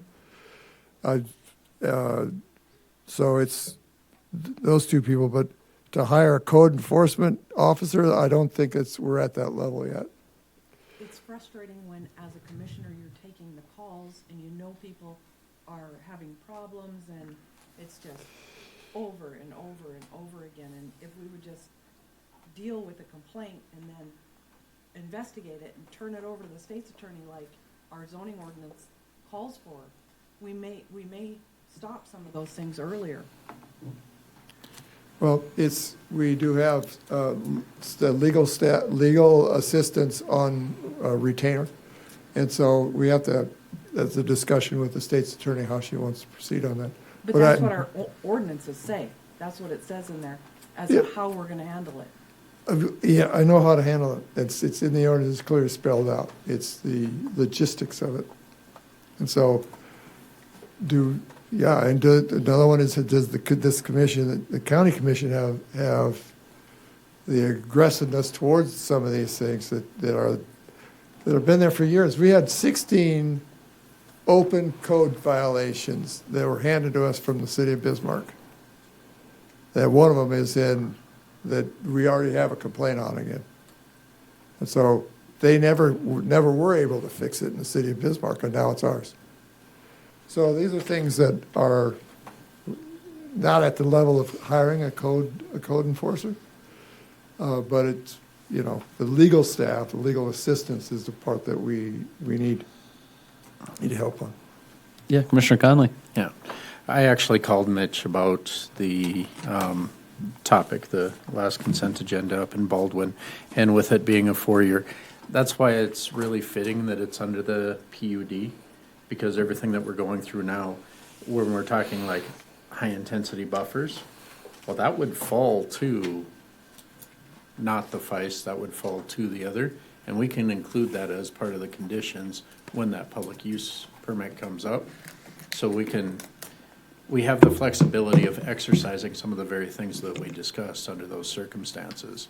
And if it ends up being where they're cursing at each other and yelling in the hall, maybe they're not ready for the table here. Maybe they need to figure it out at the other checks and balance called take it to court. Once you get a settlement, bring it back to us. That's a good idea, but they throw Burleigh County in the middle of them. And it's hard to get out. It's hard to get Burleigh County out of that This is a clear situation. violation of our zoning ordinances. Yep. We have got to do our investigation and turn it over to the state's attorney for prosecution. Otherwise, why are we here? There's a lot more in play than what you just said. Yeah. There are two people involved in this property owner, this discussion. And it's not just one person. There are zoning there's violations. always- There are zoning violations, and we have tried to work with her. We tried to work, we spent a year creating that agricultural recreation ordinance. Yeah. You know, I have sent notice to owners to her. She's appealed those. She was denied. So it's not like we're not just ignoring this. But we're working on it. In my experience with these code violations, time is your best weapon. It's the best tool to use. Not the hammer, not anything else, but time. Over time, you'll eventually correct it. So, Any further business?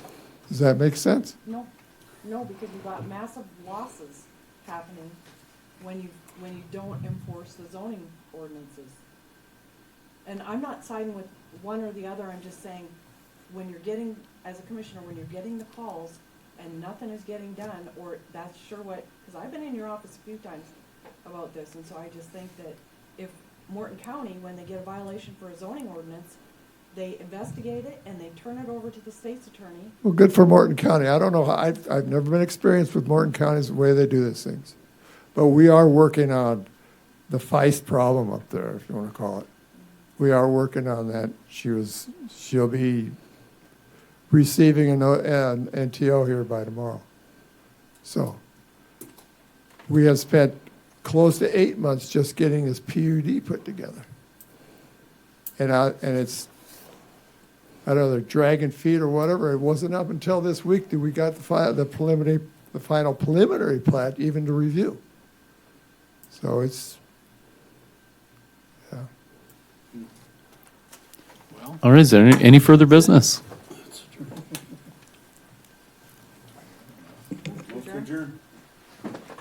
Second. All right, it's been moved to adjourn and seconded. Seeing no discussion, all in favor say aye. Aye.